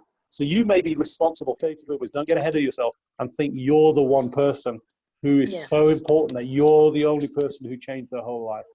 Well, in the journey before they got to you, there were so many people before you who all played their part. Yeah, and let that person have respect for those other people too. I'm friends with Jay. It happened quite a while ago, so I rang him and I said, well, Jay, what do you think? And actually he was really good. He more or less said what you've said, and it never happened to me before, but it was a good experience. And I just thought, you know what, knock it down to experience, like you said, and we'll know what to do next time. I like what you've said. It's good. Yeah, no, thank you. And you know, everything is a mindset. Yeah. And in business there is there is a business mindset. Yeah, because we're all in business here, yeah. And there is a business mindset, and that business mindset is an abundance mindset. And I'm unflappable. Yeah. I mentioned earlier, my wife gets annoyed at my lack of frustration. You know, like when I lost everything in 2008, then again, like 5-6 years ago. And I was not fussed. And you're not normal. You know, you're not depressed. I said, what do you want me depressed for? You're not getting angry or upset. I said, well, what's that going to do for me? You know, how is that going to possibly serve me? She goes, yeah, but everybody would normally be upset. I said, how do you know that? How many people do you know who've been through all of this nonsense? I said, that's just an assumption. Because you're judging somebody by your own standards or your own methods, you know. And I genuinely do not get distressed. I don't get upset. I don't let things get at me. Yeah. As I try not to, at least. I'm always conscious of these things. That the thing is this: if you can make money once or run a business and then it collapses or gets lost or whatever, or you know, is taken away from you, you can do it again. It's a bit of a headache having to start, or nobody likes having to start all over again. Yeah, you know, but it is what it is. You've got no choice. So why moan about the things that are outside of your control? Yeah. I mean, it just doesn't make sense. It's like complain. It's like being frightened about being eaten by a tiger. There's no bloody tigers in Birmingham. Yeah. I mean, I like that. Yeah. Yeah. So it's I can't see the point in worrying about things that are outside of my control, and that's a big thing for me. It's a really big thing, you know. And if there's one lesson I teach my people and the people who work with me, is focus on the things that you are the master of. Yeah. Become masterful at everything that you can master. Yeah. Everything that is within your control, become exceptionally good at the things that you need to be good at. And all of a sudden, all these other things become insignificant and irrelevant. Because if you're earning a ton load of money and you've got a pipeline full of clients, I don't think you would be concerned about who copies you. It wouldn't even register because you've got bigger fish to fry. Yeah. Yeah. So what I'd be focused on is, what can I do to the point where I have a pipeline of constant clients, and that way I've got regular new business coming in. How do I fill the sales funnel with a constant supply of business? And I'm not going to do that by being worried about being eaten by lions, okay? Or worried about the coach down the road, or somebody pinching one of your clients. I've had that client who, and by the way, I've had people say, "Oh, you pinched my client." Oh, I pinched your client? How did I do that? Well, that person was going to do business with me, but they didn't, you know. And I remember in the early days where somebody approached me, then done business with me. In fact, somebody was doing business with me and then decided to do business with somebody else. And at first I took that personally. I thought this other person was poaching my clients. And here's the thing. You don't own anybody. You don't own people.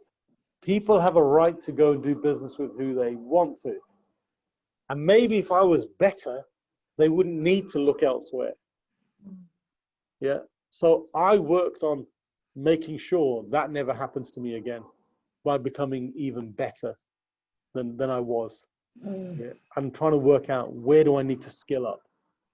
What caused that person to go to somebody else coaching? Yeah. And pay somebody more than they were paying me. So it definitely wasn't the money. I wasn't charging too much because they were actually prepared to pay somebody else more than I was charging. Yeah. So I learned a number of lessons from that. One lesson was I need to charge more money. Okay. And then another lesson, some of the other lessons were, what are the shortfalls? Why would a client of mine be looking at working with somebody else if they're already working with me? I haven't sold them on me properly. Yeah. They shouldn't be, you know, although everybody has a right to do as they please. So now if that would to happen, I wouldn't be fussed. Yeah, because I now recognize I'm not the best thing since sliced bread. I'm not the only coach in the world. There's a whole world of other people out there. Yeah, and there's tons of other talented people out there too. So, you know, if things like that happen, it's going to happen. It's a risk of business, isn't it? It's like, today, do you go to does Tesco's get your business today, or Morrison's or Sainsbury's? I mean, is Tesco going to complain? So you pinched our customer. They could have had their tin of beans from us. Yeah, imagine that. And I always say, when you go into a cake shop, you have an option of different cakes. Same as shop. So yeah. there you go. So, you know, I just don't get hung up on the things that are beyond your limitations and beyond your control. And what then starts happening is you start focusing on the things that you are in your control. So what is in your control? How you show up, your energy, your positivity, your mental state, your skill level, your communication skills, your sales ability, your technical abilities, your ability to use and leverage social media and video, producing videos and stuff like that, and just keeping pace with market trends. These are the things that you need to be focused and worried about, rather than what your competition is doing. Be mindful of your competition, because you need to know what your marketplace is doing, but don't get distracted by, for the wrong reasons. And I think you'll give yourself so much, the chances of just excelling and doing better will be so much for you. You know what will happen then? You're more decisive, you're more precise, you're more focused. When you start focusing all of those things that I've just said, and I can see the smiles on your faces now, okay, that I'm saying these things and you're smiling, and exactly that happens. What happens is when you start getting all those components together, you show up with a different energy, you show up with a different light. You are so much more decisive, precise, concise, and people want to do business with people who are sure of themselves and certain about themselves and are confident. Yeah. I like that, Shukeel. Sorry? I said that I like that very much about you as a person, as a human being. Thank you. I feel that I can easily connect with you, and I did from day one. And you did put an awful lot of time in talking to me and connecting with me. And I think that really it goes a long, long way in connecting with someone's energy. Thank you. You really did. I applaud you on that. And thanks. I see like that. I Thank think you. Top notch in that, definitely. And you know what it is? Our businesses as coaches and trainers and experts, etc., we're in the experts market, is all about understanding people. So when we're in the business of understanding people. That's the bottom line, okay? And that means you've got to put time into understanding people. But to understand people, you've actually got to understand your own abilities and skills as well. And then know where do I need to, okay. Becoming excellent at IT doesn't help me become a better coach. It won't help me become a better speaker. Yeah, it won't help me become a better at connecting with my audience. Okay, it might help me put more technical content, put more content out there. But my ability to engage with my client is all about my mindset. It's all about where my mind is at. Yeah, so I need to be the guardian of the gate to my mind as a permanent thing. Okay, and that was a saying, or more or less saying by, I can't remember who now. It might have been like a Zig Ziglar or Napoleon Hill. I can't remember. Be the guardian to the door of your mind. I think he said. It's a famous saying. I can't remember now who it was. Okay, and it really is true, because your mindset is where everything starts and finishes. People react to your behavior. People will feel your energy before you even speak. People can see your energy in the way you smile, the way you look. If you show up with a glum face, people can tell if you're ill prepared just from the way you look before you even speak. And it's true, the scientists tell us, or the careers counselors and the HR people and all these psychologists tell us, people make their opinions about you, especially for job interviews in particular, literally in the first 3 to 7 seconds. They've already made their mind up before you even speak. And this is really, really true, because we see first before we hear. Yeah. So the visual part of the mind starts doing its work straight away. And if the visual part of the mind has been distressed because what it saw was unpleasant, yeah, no matter what the verbal side, the auditory side does, now you're in an uphill battle. You know, so your whole way of being, your body language, and your body language isn't just with your hands, yeah, and the way you sit. It's also your face. So it's about your smile, your micro expressions, you know, the way it's literally, and the more experienced you are in business, the more you start understanding all of these different components that are all part of the way that you show up in business. You know, the content, if you are talking with people and you have content that you have learnt, and then this content that naturally inspires in you, are you able to tell the difference between, you know, the two when people are talking? When other people are talking, yeah. I tell you what, sometimes I can.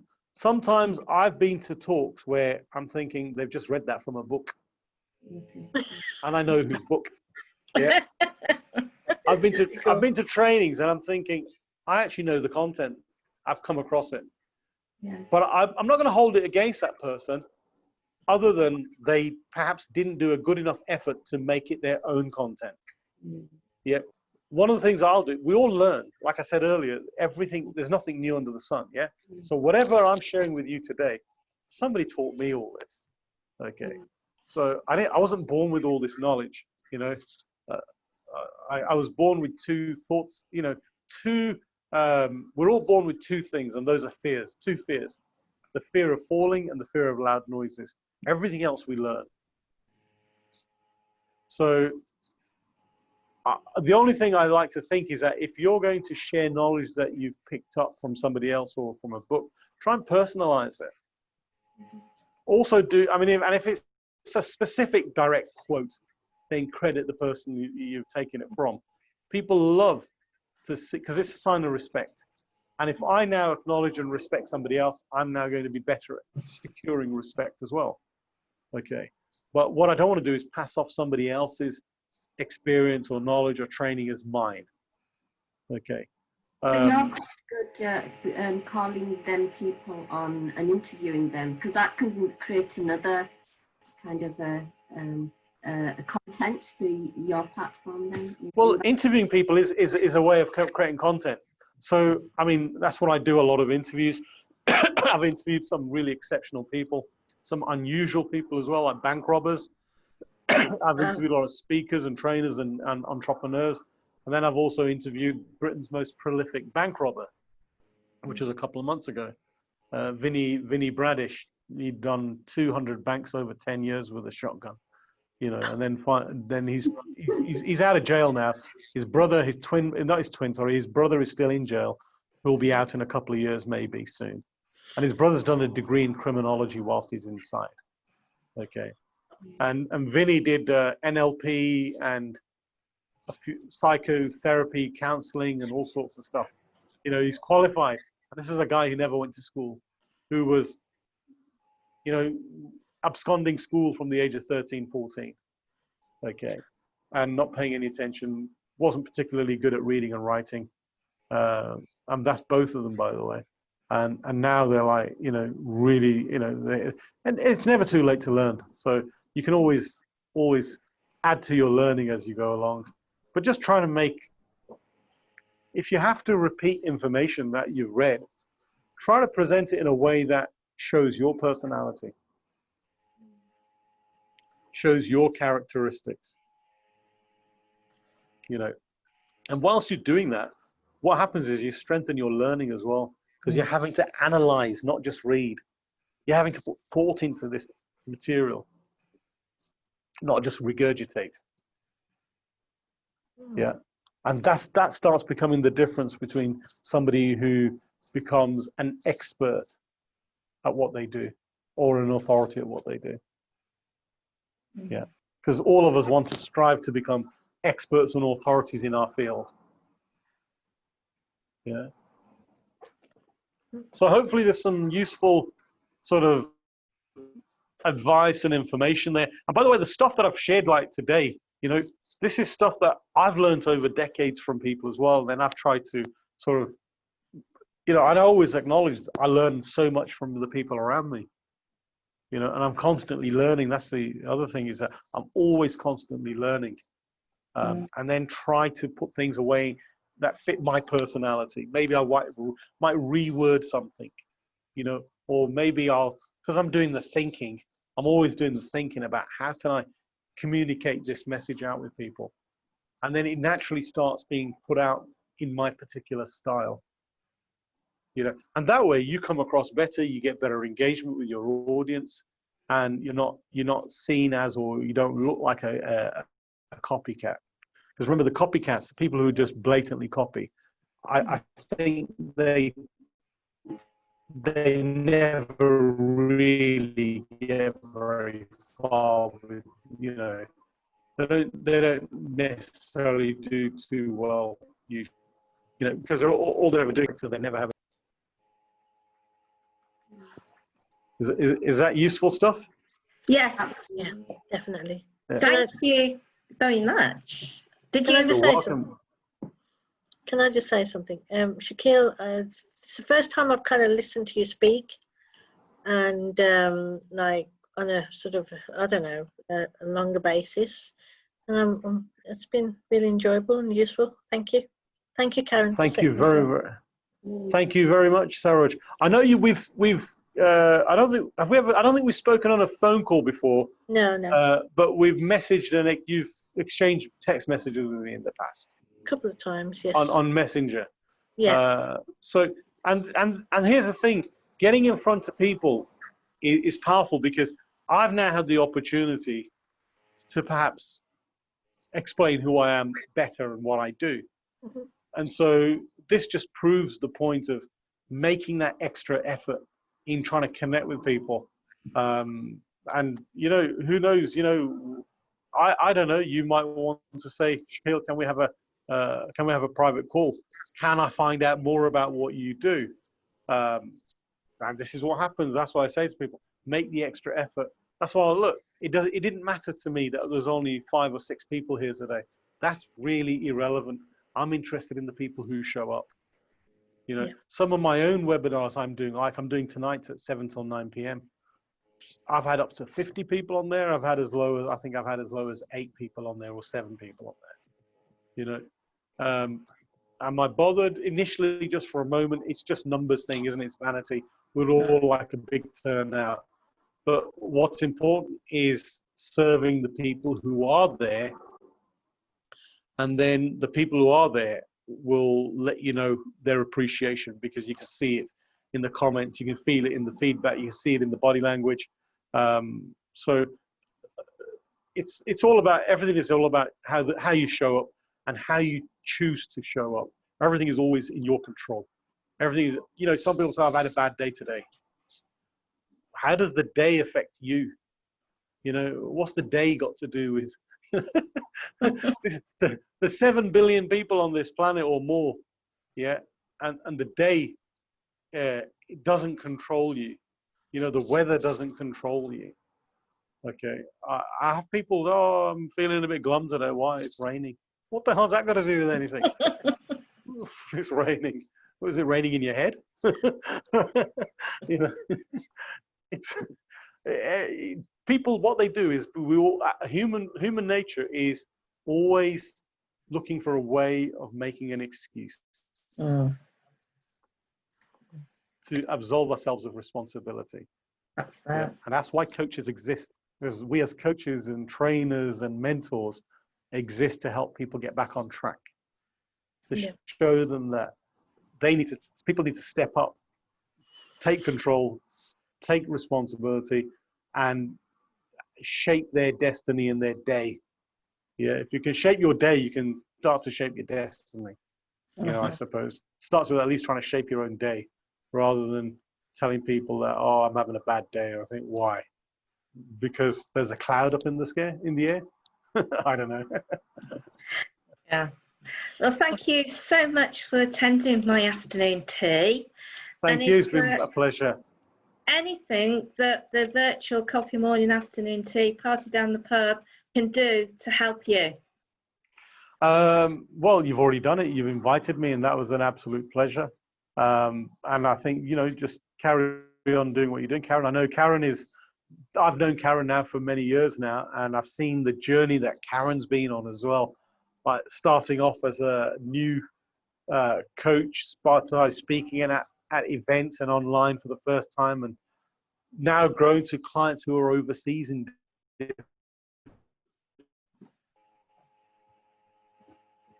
to know.